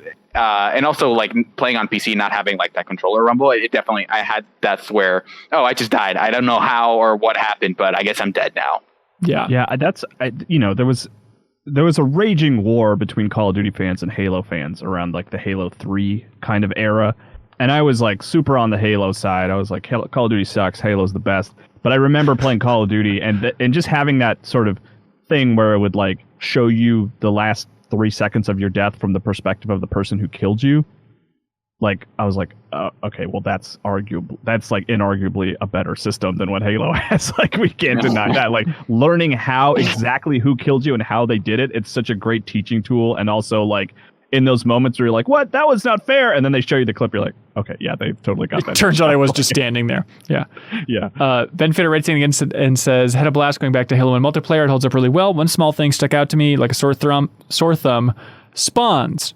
I'm not positive, but it seemed like it was only determining spawn locations based on where the other players were, rather than where they were looking at. It was especially noticeable while playing snipers on Hang 'em High, where it seemed like half the time I would spawn with someone already zoomed in on my face, or vice versa. As soon as we switched to Halo 3 and Halo 2, I didn't notice any of the same issues. Are good spawns something we've all taken for granted? Maybe that, and then also like there's no invincibility when you spawn, which I think a lot of multiplayer games do now. Is like the second you start on the map, you have a little bit of time to get your bearings before, so you don't just spawn and immediately get sniped by someone who just happened to be looking down their viewfinder at you. Yeah, that's a good point. Yeah, it was definitely, but I think it fits like with a lot of the zany game modes we were playing, where I didn't really care too much. I'd jump in there and a rocket were to be flying at my head and be like, well, this is about right. This is what I expected here. This is how the world should be. That's right. Jeff, what did you think of classic Stalker that we played last night with the invisible guy? That was such a mess. I think it was not the greatest level to play it on either, because of and also it just took us all so long to even understand that killing other people doesn't get you anything unless you're killing the person who's actually the stalker at the time. Yes, it was just the one invisible person, which is the only person appearing on radars. Like once you understand it, it's like, okay, I think there's some fun here. But the invisible, it's like a good level of invisibility, I guess, where it's like you can still see them, but if you blink, you can miss it. It's predator invisibility, where you can still kind of see them, and it is cool with the way that the radar works, because it's the only person that shows up on your radar, and it definitely does kind of convey that alien feeling of like, oh, like that spot is right on me. Where are they? Yep. I was surprised how much fun Capture the Flag was on Hang 'em High, because normally with Capture the Flag, it's like, okay, that's like a Blood Gulch thing. That just seems tailor-made for that, or even Sidewinder. But Hang 'em High, like having like the two routes, like, okay, you can walk along the rafters on the top or go on the ground. I thought it was a super fun mode to play that in. Are the two like bases where the flag is though, are they symmetrical? They're slightly different, I think. Oh, because I feel like ours was a hell of a lot harder to actually get the flag up to. It was like 5 different ramps, and they're all facing the enemy, like where the enemies spawn. So it was such a gauntlet, and it seemed like you guys, like once you got down that hallway, like our view was completely obstructed of where you had to go in order to get the flag. Basically, you guys cheated because you had the good side. Yeah, I don't remember that. I think it was great for everybody. We all had a great time. Mitchell R. writes in just talking about, the insane legs from Halo 1 because of custom games again, wondering why it's not more popular in other titles. Yeah, why don't more games have embraced the custom games thing? And also just like a lot of games, I want to say Halo 2, in later entries, it was like you couldn't even pick the specific mode that you want. You have to pick like a playlist of different mode types, which was always frustrating to me. It's like, I want to play this specific mode. Just find people. I'm sure there are you can find 16 other people who want to just play this mode. And but it's not guaranteed. I think they're worried about that player base and splitting it into 1,000 different directions. So let's just try and funnel people in one direction here. It was a weird... My other theory... Oh, go ahead, Kyle. I was just going to say with Halo 2, it was a weird thing that because if you did custom games with friends, you could do whatever you wanted as much as you wanted. But there was no option to I just want to play this level. Which was very strange, especially coming, I hadn't played a lot of online PC shooters, but in there you just look at a list of servers and you're like, okay, well, I want to play this level. Oh, there's an opening. But Halo 2 wouldn't even let you look at servers. It would just throw you, within certain places. So that was very strange, but it was all about balancing and level, making sure you were playing within your level and stuff like that. Yuck, who needs it? I think my theory about that kind of stuff is as Call of Duty 4 and a lot of progression mechanics started being introduced, those custom games kind of fell off because it's hard not to allow those games, and implement progression into them, because if you like, hey, like you gain experience points based on this, you end up with, people making custom games that exploit that and get you a ton of XP or whatever, which happened like early on when those two things kind of intermingled, versus now where it's like, oh, you can play like custom games or whatever, but those won't add to your progressions. Those don't give you unlocks. Those don't do anything for you. So I think people are like, well, if it's not gaining me anything, then I'm not going to play it just for fun. So I guess developers slowly started, well, people aren't playing these games because we're not incentivizing them to. So there's not a lot of incentive to make those things because they don't offer you progression. So it's like this weird cycle of like, because there's no incentive outside of the games themselves to make them, then those modes don't end up getting played. So people don't play them, etc. Yeah. Wade, thank you for joining us. We have more to talk about, but you have, speaking of progression, you've got to go progress with your life, and you have a heart out here. I do. I'm so sorry, guys. And I thank you guys for trying to make my schedule fit. It is just a particularly busy day, but I've enjoyed you having me on, and I just want to thank you so much for letting me have the chance to be nerdy and chat Halo. Of course. Have a great time with you. Yeah. Anything you'd like to plug, sir, other than your Halo fan film? Well, there's projects in the work. Nothing that I can talk about just yet. Oh. But again, I'll just replug MinMax and the great work you guys do. Oh, too sweet. All right. Aww. Goodbye, soldier. Here. You don't need to plug that. I know. No, it's great to talk to you, Wade. It's great to hang out with you. Yeah. Thank you. Yeah. You want to clap out of here? All right, here we go. Oh, I've never done this before, even in the GI days. Okay, here we go. Flaming Queso wrote in and said, if you'll allow me I can't believe Wade left a deepest dive early. Who does that? Come on, Kyle. You be nice. We all miss Wade. Salute a legend. If you'll allow me a short tale, says Flaming Queso, here is the tale of Queso's greatest gaming moment. I was a wee lad playing the Gearbox port of Halo on PC against randos. Capture the flag on Sidewinder, one of the best maps ever. All right, debatable. The other team grabbed our flag and went straight for the teleporter, which led them up onto the cliffs. All hope seemed lost since the entire team was helping to carry the flag, but I grabbed a ghost, followed the flag carrier from the ground. They made it to their base and nearly scored, but I swept into the base with the ghost and splattered them. Triple kill. I hopped out, returned our flag, instant return on Halo 1. It wasn't over. I then grabbed their flag, hopped back into the ghost, which for some reason the Gearbox port lets you drive a ghost with a flag. I then drove the ghost all the way back to our base and scored, which won us the game. This is a feat I have never topped, and most don't believe, but it's true. I swear it.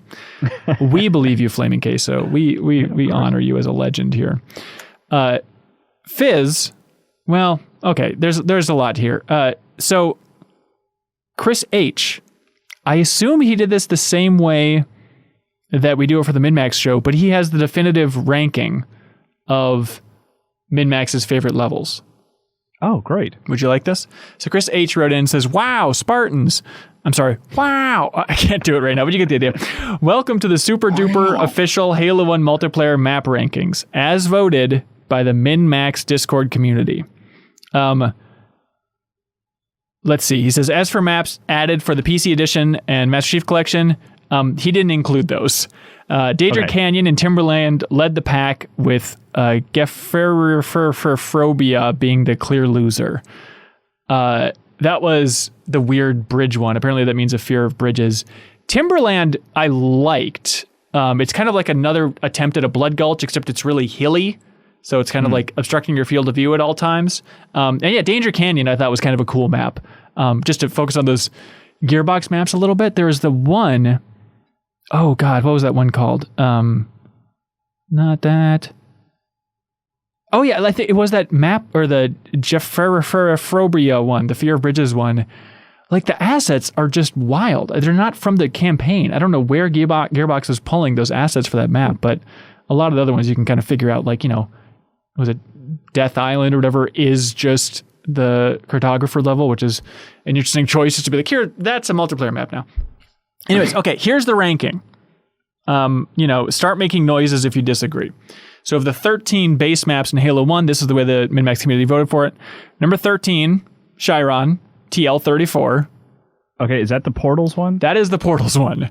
Okay. Which all right, is this correct. list is good. This list is good. This that is level sucks. This is the correct list. It is even just when it I like boots the up. Portals. Shut up, No, Serial. you did Shut not. the hell up.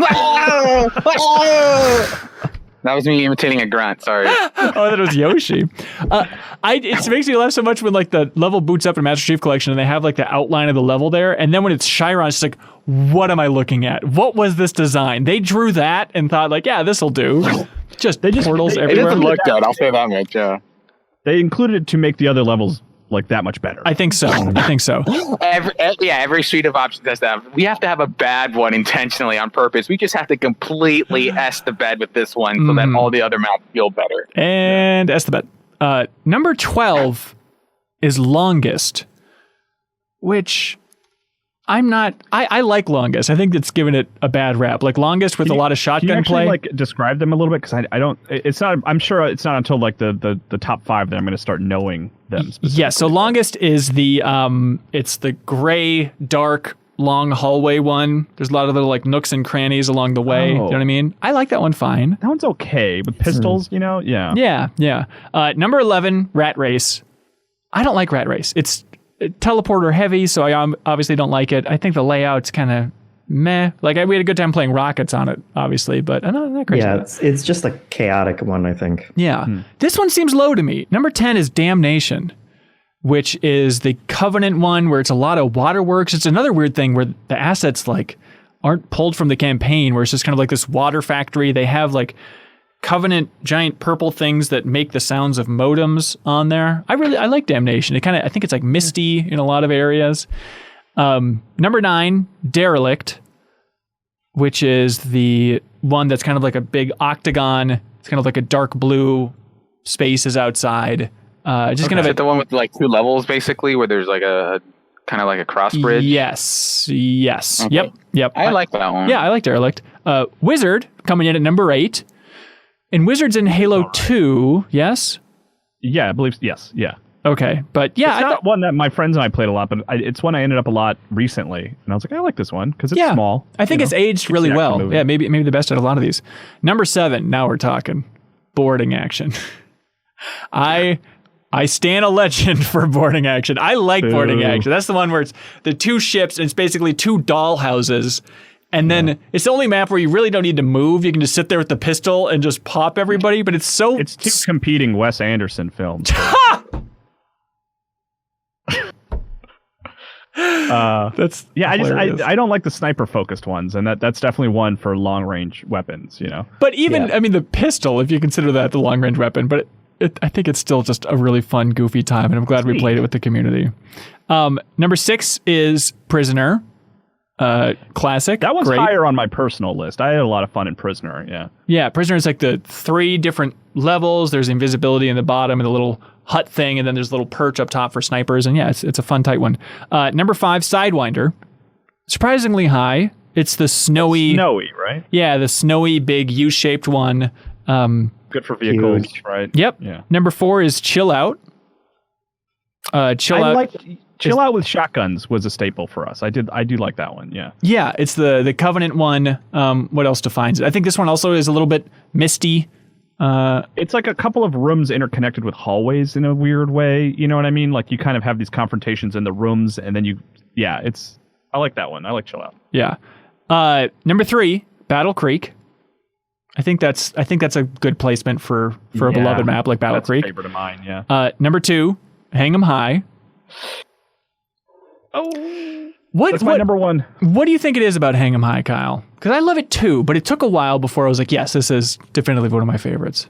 I think I understood it quickly. Like the layout made sense to me quickly. And there's also like you can do short range and mid range weapons in certain areas, and it also functions well for long range.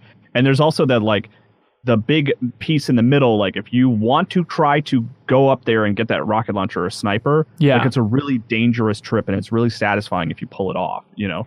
Yeah, I think that we played that one a lot. It's not too big, it's not too small. I really like Hang 'em High. Yeah, it's got the weird pillars on the base that you can kind of play cat and mouse around. And I think that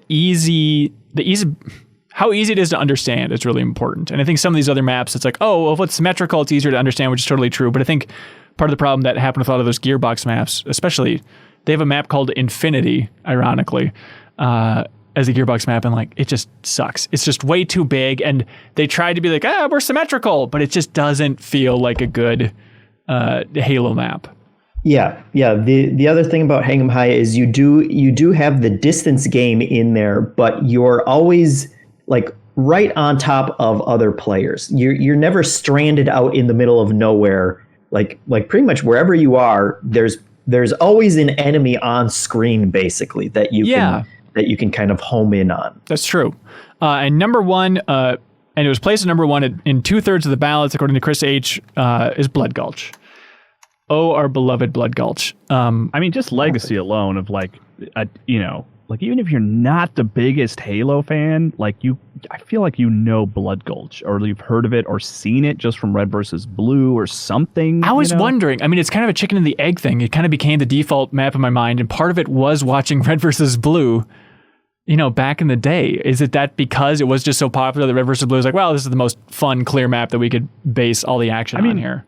I think for me, the reason we didn't play it too much is because there's usually about 4 to 6 of us playing, and that map's really good for larger groups, and it's like perfect for capture the flag. It's not confusing at all. It lets you use vehicles. It kind of looks like that second level of Halo. Like it looks like it belongs in that area, kind of, just because it's like outdoor green, and the 2 forts. It just it feels like you could defend it. I don't know. It's very clean and straight to the point, I feel like. Yeah. Teasus says Blood Gulch.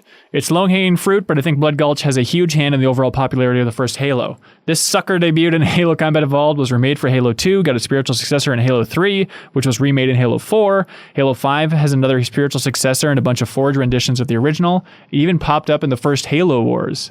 Wait, really? I didn't finish Halo Wars. I love that idea of playing that as an RTS. I want to play that. Is there any debate on if this is the most important map in the franchise? The most important map in console shooters? The most important map in video games? Rust and dust be damned, it's Blood Gulch for me. And Zacharias says, Dear Deepest Divers, I know Blood Gulch stands atop Halo multiplayer maps, but where do you think it stands across all-time greatest multiplayer maps? The only other ones I can think of that compete are maybe Facing Worlds from Unreal Tournament, Temple from GoldenEye, Dust from Counter-Strike, maybe Rust from Call of Duty. Also, I don't know if this is... Huh? Isn't it interesting? Facility. I also go Facility. Yeah, Facility. And I think layout-wise, yes, Temple might be a smarter layout, but I think Facility just had so much charm because as a kid playing it, it's like, oh, this is the toilet level, ha ha ha. And so it just baked in because of that. But if you look at the layout of Facility, I don't think it's like an ingenious layout. It's kind of like long and weird and lumpy. Yeah, it's almost like it's just a cool level. They just took an area from the campaign and just called it a multiplayer. Yeah. GoldenEye has a campaign? I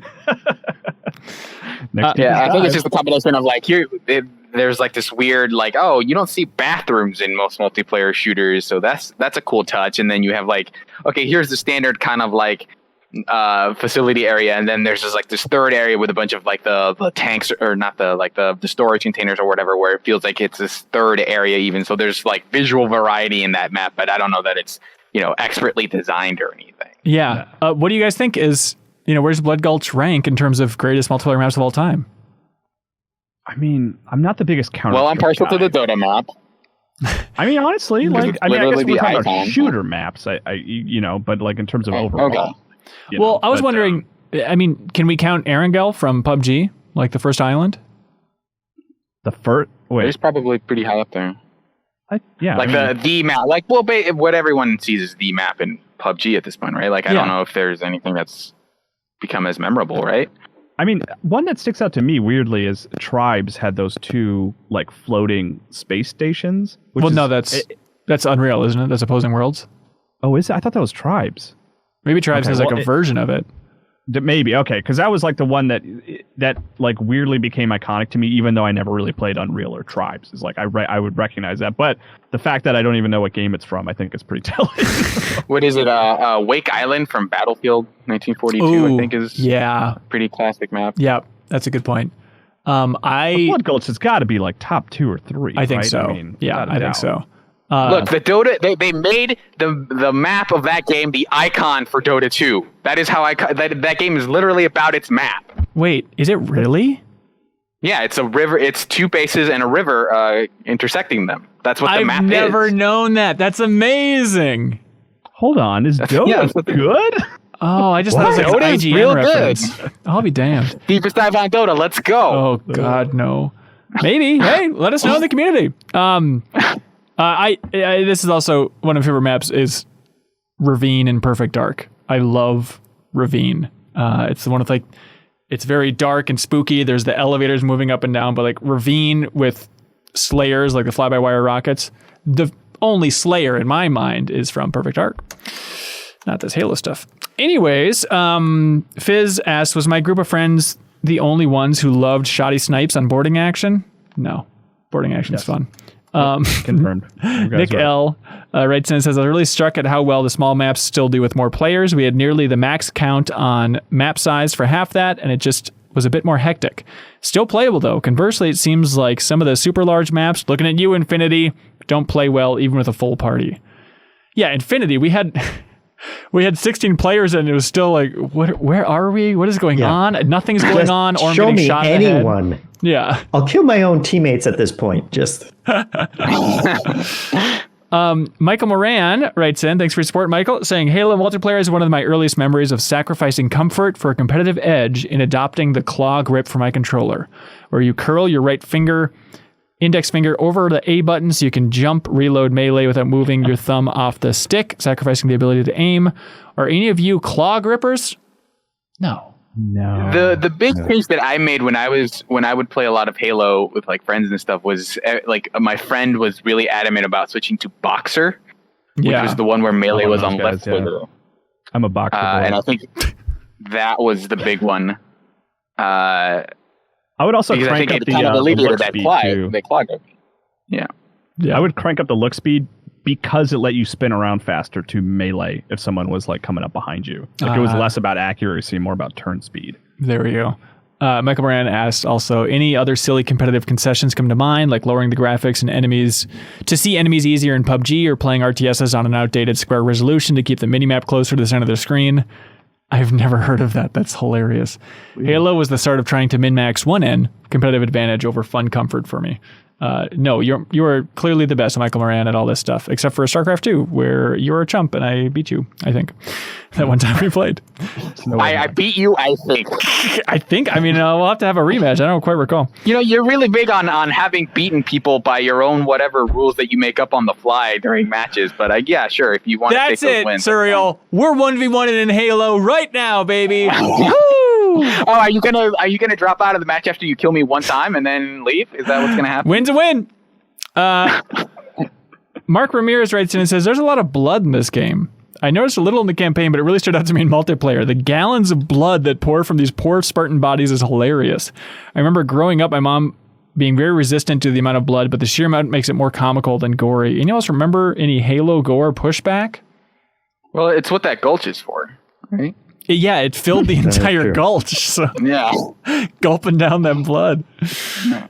I guess that blood. It is funny, like by the end of a match, especially like the rocket matches where it's just like charred remains and corpses and blood everywhere.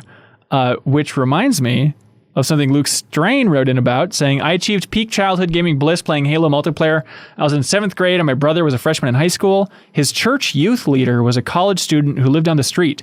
He invited my older brother over to play Halo LAN. They had one extra spot and my brother brought me along, so my first non-local player multiplayer experience was 2 hours of 16-player Halo with my cool older brother and his cool college friends, all in one house yelling at each other from room to room, and it doesn't get any better than that when you're 12. Absolutely. I like the church leader nugget in here because maybe we talked about it before, but that we did play Halo 1 at church. That was probably the first time that I played it, was like at a Lutheran church in rural Minnesota. And I think you mentioned this before, Kyle, but like I think it was allowed because it was literally called Halo. And they didn't know that it was a bloody shooter game, right? Maybe. Yeah, they were like, let me tell you about this other covenant. Yeah, I don't feel like Halo takes the kindest eye toward religion and zealotry in general. Believe it or not, they weren't looking up the Halo wiki. They just noticed, the kids are playing a video game. You know those kids. I also do you think those the amount of blood that comes out of people when you shoot them and like all that gratuitous stuff in the multiplayer, is that really the only reason it's rated M? Like if that stuff was toned down, like could they have just gotten away with a T? I didn't even know. Is it rated M? Harsher with that ESRB rating when it related to blood. Like they've relaxed a lot, but I think it was like KOTOR has like one scene where there's like a little pile of blood on the ground. That's what they call it, a pile, right? Yep. And that's like basically what earned it the M rating. Because otherwise KOTOR is basically, a PG-13. I do know this very specifically, Kyle. I do know, and to be clear, I do know that there are Bastila nude codes in KOTOR. Like built in? Like not like hack the game? Here's what I know is I went to visit, the first time I went to my girlfriend. You're separating yourself. I didn't research this extensively. I respect Bastila. I love Bastila. A lot. No, not that much. No, but I went to my girlfriend's family's house, and her younger brother was playing KOTOR, and he had all of the cheat codes printed out. And I was just looking at him and I was like, Bastila nude code, like Jesus Christ, BioWare. Maybe it was like a BS list of codes. I have no idea, but so maybe that's what got it the M rated. Anyways, Brent Johnson says the first time I played Halo multiplayer and Halo at all was this is just nostalgia lane. Do you want to hear some stories about people and their Halo? Okay, Brent Johnson says, first time I played it was at a Game Crazy promo booth set up at the Santa Cruz Beach Boardwalk. That is a time and a place, baby. I love that. I think that's what Us is about. Where a handful of Xbox consoles had been LAN together. A couple years before, I had read it described as an almighty game in an issue of Game Informer. So 11-year-old me was awestruck. That was it. This almighty video game. I didn't understand how to play it at all. That promptly lost in a Soul Calibur 2 tournament, also hosted by the same booth. I love that Game Informer called it almighty. That's very good. That must have been Andy, right? I think he reviewed Halo 1. Right, and you know that because he called Master Chief by the wrong name. He called him Master Sergeant in the review, which is tough. Just said it was good for church going. He said you should play this game in churches. Yep. That was back when his letter from the editor was always like, go to church, younglings. It was very specific.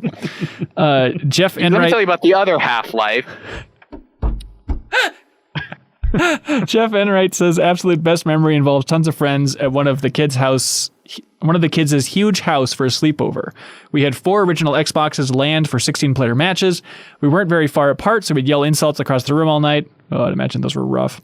Those pistols only matches on Sidewinder, Prisoner, Hang 'em High, and Blood Gulch were legendary. It does sound great. We actually heard about that. Those were legendary. The legends spread across the world. That's true. Sean Mills says, my favorite memory of playing Halo multiplayer when it came out was playing couch co-op with my brother and a friend of ours. We would all vow not to screen cheat at the start of a match, but we would all end up calling out each other's positions by the end.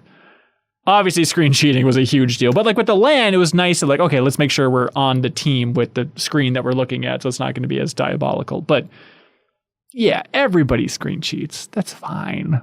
It's fine. It's built into the game. Yeah. Nick L. says, in high school, I took drafting. I promise this relates to Halo. For 2 years. Our school had what our teacher claimed was the most advanced drafting lab in the state of Florida. Each desk had its own computer, and despite our teacher always warning us not to do it, whenever we had a substitute teacher, nearly the entire class would download the PC version of Halo and play LAN. We somehow never got in trouble for it, despite even having a school administrator come in one time while we were playing. It's still probably my favorite Halo multiplayer memory. That sounds so fun. So you just had quiet. You can't get too emotional, right? Right. Just the entire school secretly playing Halo and just having. That is also a bad substitute teacher. If you can't tell the difference between drafting and Halo. Spencer Botine says, I have this vivid memory of a Halo LAN party. I went to in middle school. My friend's dad owned a salon. So they set up a dozen or more TVs and Xboxes, and we all sat in barber chairs and played Halo all night. That's cool. I talk about a specific time and a place. That's incredible. Chris H says, for me, playing Halo PC was the very first time I was immersed in online multiplayer, and I spent countless hours as a 10-year-old browsing the many custom game-type servers and discovering online multiplayer in general. For console players, multiplayer is strongly tied to split screen and LAN parties, with online coming later in Halo 2. These are clearly drastically different ways of experiencing Halo multiplayer for the first time. How do you think your impression and memories of the game would change if you had first encountered the multiplayer in a different fashion, like online with the PC version? I'd still probably like it, but it's so much. Halo 1 is sitting at our friend Scott's house screaming at each other. Like that is the experience in my mind. Yeah. I mean, it wouldn't have been a staple for me. Like I played Counter-Strike a little online. I probably played like a handful of matches, and I was like, I don't know. I don't think this is for me. But the fact that it was a good avenue for just hanging out with friends, like definitely elevated it significantly. Yeah. Something we haven't talked about the entire time, but it was so obvious. I remember back then about like, I don't know about this Halo, was there aren't bots. And coming from like Perfect Dark going to this, or even Red Faction going into this, I mean, bots were such a huge staple, and not having them stood out to me. Like that, no bots and limited weapons, which we talked about during the campaign discussion, was like a weird 1-2 punch of like, I don't know about this experience out of the gate. But what do you think that was? Was it just coding, or why do you think they didn't have bots in Halo 1? Timing, probably. It's probably complicated to implement those as like additional options, Yeah, I guess so. Or maybe they just couldn't get it to behave right. But I mean, I think a bot in a multiplayer match behaves a lot differently than the AI in the campaign. I would assume. Right. They're probably completely different sort of languages, not languages, but like brains. I guess you could say. Well, maybe it ended up working to its advantage, just not having bots force people to get together. Maybe more than other shooters did, Yeah. I mean, it wasn't even really till like Reach where they had the sort of, when Horde mode was getting so popular. I mean, that's like kind of the closest they ever got, right? Was like they basically had a take on Horde within Halo. Yeah. And that was like... That was ODST had ODST, firefight, right? Yeah. That's what I was thinking. Right, I can't remember right. if it was Reach or ODST. But, Which they then added it to the Master Chief Collection. Tyler Carver writes in and says, it is amazing to me that you cannot toggle the graphics of Halo Combat Evolved Anniversary. It seems like such a waste of tech. Yeah, a lot of people were talking about that when we were playing in the community, but I think that's, they'd have to do all the assets for all those levels, I guess. Did they for if you buy the 360 disc of Halo 1 Anniversary Edition, does it have updated graphics for the multiplayer levels? I don't even know. It's a great question, because that was the gross thing where it was technically Halo Reach's multiplayer, but they just brought the levels back. Is that right? Yes, yeah. I wasn't even sure how that worked. Yeah, because I bought it, so excited about it. Then I was like, wait, this isn't right. This isn't the Halo one I remember. I think they might have updated those visuals there, but at least in Master Chief Collection, it is the base visuals, which, I like. I still think it's great. Didn't even really consider it or miss it at all. Yeah. I think and that's, again, a testament to how crisp and deliberate all those graphics were and what they were, actually delivering to the gameplay. Yeah. Like I don't, having played through the entire campaign and switching back and forth between the graphics, I don't need like a bunch of vents and other, like clutter on Prisoner or Hang 'em High or those kind of things. Like I think the simplicity helps with parsing your environment. Yeah. Yeah. Just digging through all of my Halo memories and stuff like that. I was thinking a lot about Halo 4 and what a weird pivotal moment that was, how it was kind of the Force Awakens moment of it could have been a different studio, a different director, because it was going to be Gearbox. Like originally 343 was built up and they were going to partner with an outside developer. And then they eventually said, they were teasing it for a while, but then they eventually said that, yeah, Gearbox was their first option because they had that history with the PC port.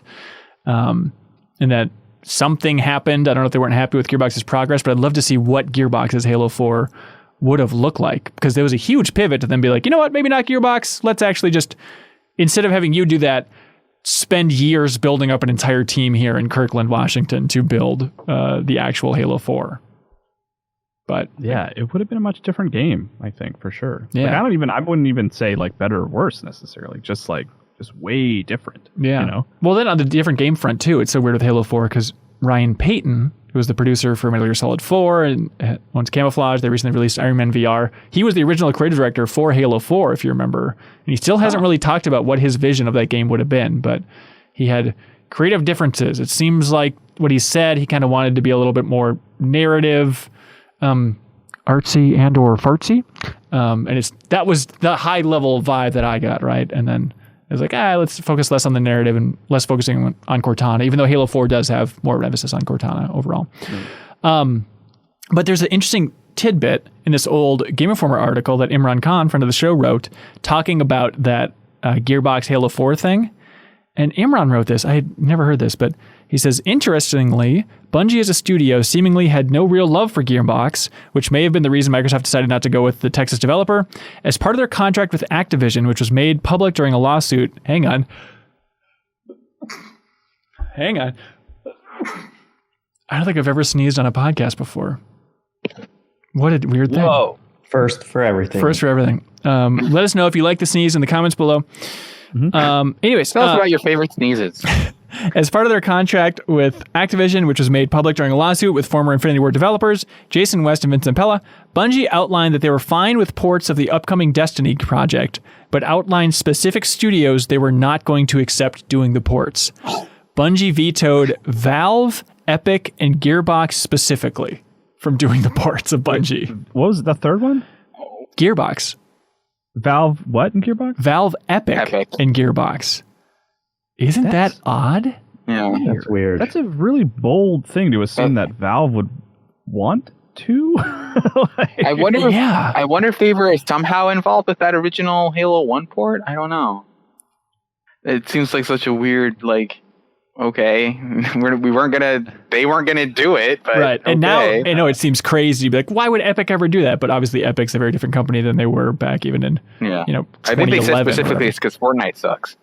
That's right. For them to put it back on. Yeah. I mean, is there some secret rivalry between Gears of War and Halo? I mean, I kind of put them so side by side as being representatives of Xbox, but maybe from the developer perspectives, they're a little bit heated. I don't know. Maybe a friendly competition even, but maybe. But yeah, I didn't even think about that. Yeah, of course, it would have been Gears of War Epic at that point, and so yeah.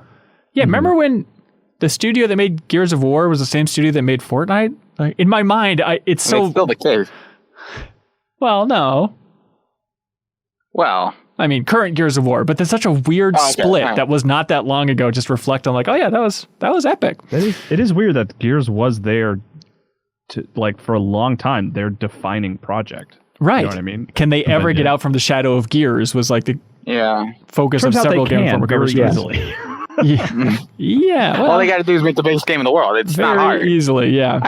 I do remember specifically when Unreal 3, I think, it was the one that came out in the 360 PS3 era. I think people were kind of intense about them saying from the creators of Gears of War, that they were advertising the original game as being from their previous franchise, and this is what they're actually known for, and this Gears thing is just their new thing. But now, because it's more popular, they're advertising it as being from the Gears people. Yeah, I remember seeing that too. That's really funny. Seeing that on PS3, I was like, what a weird thing. Also, just in the what if scenario, back in 2013, a developer named N-Space, who worked on the Toy Story and Skylanders ports on DS, they were working on a project called Halo Mega Bloks, where it was basically Lego Halo. And there's footage out there. A friend of the show, Andrew Borman, had footage and released it, and it looks awesome. It's just a kiddie third-person Lego Halo project. And 343, Bonnie Ross over there actually had to give a statement about it. We're just exploring, but we decided not to go this direction because it would have been right around the edge of the generation anyway. But look up that footage for Halo Mega Bloks because it's such a weird anomaly in the industry that Lego didn't want it because there's guns in it, There's a lot of weird stuff. There was Go ahead, sir. Yeah, were you also going to go to the Halo DS thing, Kyle? Yes, and the Halo MMO, which had a lot of concept art. Yeah, which the Halo MMO was codenamed Titan from Ensemble. So tying back to the roots of Overwatch with Blizzard. The game industry is fun. But yeah, what was the Halo DS thing? Go ahead. So I think IGN at some point was posting screenshots or announced that Halo DS was happening. I think it was they had somehow gotten a hold of something, and then I don't remember. I think it was people were saying it's fake, and then at some point the company got involved and said something, but I don't remember specifically what ended up happening. But there was a rumor for a while there that there was going to be a DS Halo game, and then it just never came to happen. And I think in recent years they've mentioned that project is maybe it was in a similar vein of I think we experimented with a while, but it ended up working. Yeah, it ended up not working. I think we did. I mean, there's gameplay footage of it. You know what I mean? It's very limited, but it what it looks like is they were could something that looks like Halo run on a DS? And I think they just kind of built a version that you could do with the touchscreen because everyone was so excited about Metroid Prime Hunters. I almost dropped my copy. Well, yeah, but and also it's just that weird era where Microsoft was putting stuff on the DS. Like there was an Age of Empires game, there's an Age of Mythology game on the DS. There's a Banjo-Kazooie game on the GBA, I think. Yeah, on GBA, yeah. Oh, that's what it was. And Yeah. Look on the back of the box, it says Microsoft Studios, which is such a weird thing. And now I guess it's coming back with Ori on the Switch and stuff. But okay, I think... Cuphead. Yeah, we've flown off the rails. Halo, Combat Evolved, everybody. Any other thoughts about Halo multiplayer that we haven't hit here? Yeah, I don't know. I mean, it was a lot of fun. I don't know. Like it's I think like the physics of it, like that, just the way that you can get launched around is like a big thing for me. Like in that sort of Halo versus Call of Duty sort of battle that I would always get wrapped up in. Like the thing, like the most, Call of Duty was fun, and like I would see these clips. The one clip that I would always see were people throwing a knife across the map and hitting somebody, and that was like, whoa, look how crazy Call of Duty is. And it was like, if you looked at Halo, it was just like you could find a million videos that were more interesting just because of the physics of things and like the way things would explode and knock people around. Like it just led to so much more interesting and like sandboxy sort of events. And sandbox was actually the first time I ever heard that term was people talking about Halo 1, because they were like, they're like, sandbox is a term that it's like within video games you have your established, goal from the designer, but when players find their own sort of uses within a game, like that's kind of like sandbox gameplay. And here's a great example: Halo 1, people blowing up warthogs in the campaign. That's not something Bungie accounted for or designed for, but players have found this fun thing within it, Yeah, for sure. Very well said. Yeah, I also think it brought it wasn't necessarily like bringing online to consoles or anything, but it felt like it kind of grew the appeal of playing multiplayer games for a group of people who if you didn't have a PC and didn't have it hooked up and weren't playing online PC games, it kind of primed you to play multiplayer games besides like the whole couch co-op thing. And kind of like, let's try to figure out some sort of like network solution, which wasn't, online, but it kind of opened the door for a lot of people to say like, hey, there's you can connect to a wider number of people by doing this. And then eventually that led to, console gaming being online, which was like a huge thing. Yeah.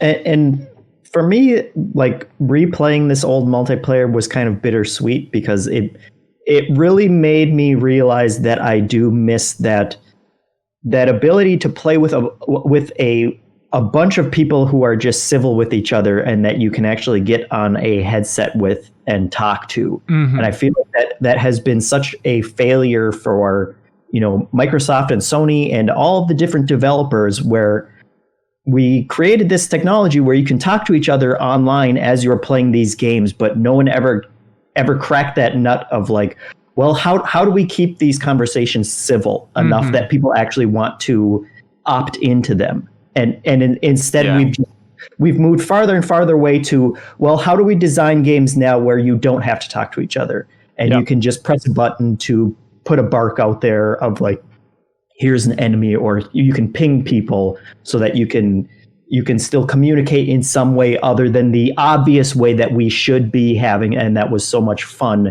in these old days. And I wish the platform holder, Microsoft and Sony would make that a focus for the next generation and come up, even if it was like an opt-in system of like, okay, Scout's Honor, I'm going to be a very good player.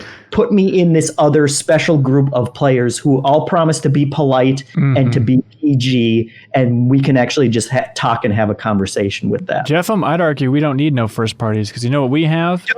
We have the Discord, the MinMax community Discord, which you get access to if you support us at any tier on Patreon. I promise this plug isn't a plug, but I do think like it is just such a nice refresher. And if you have one takeaway, if you're watching this or listening to this, it's like, jump into those community game nights on MinMax. Adam, the mod, does a great job organizing those, and you can rekindle some of those fond memories of playing with a decent group, a large group, Yeah.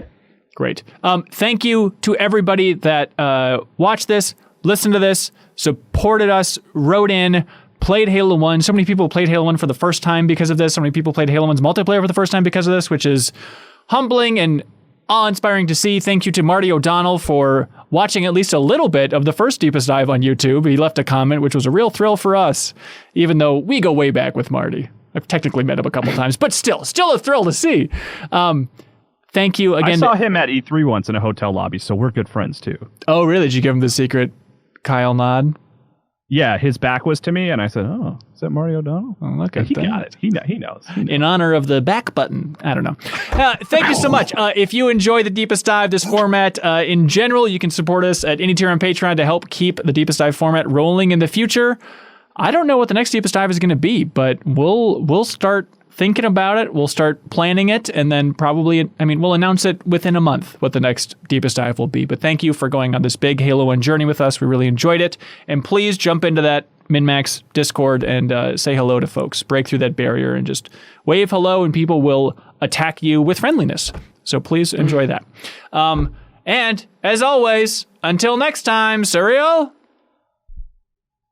Wake me when you need me. Bye, everybody! Do you want to get your name or Twitch or YouTube channel in the description of everything we release? Record a podcast with us, put a picture of your choice on MinMax's TV, or a whole lot more? You can check out the benefits for supporting us on Patreon. If you support MinMax at any tier on Patreon, you can submit questions or comments for us to read on the air, and you'll also get access to the wonderful MinMax Discord. We need your help to keep this whole indie trainer rolling, so we'd appreciate it if you checked us out.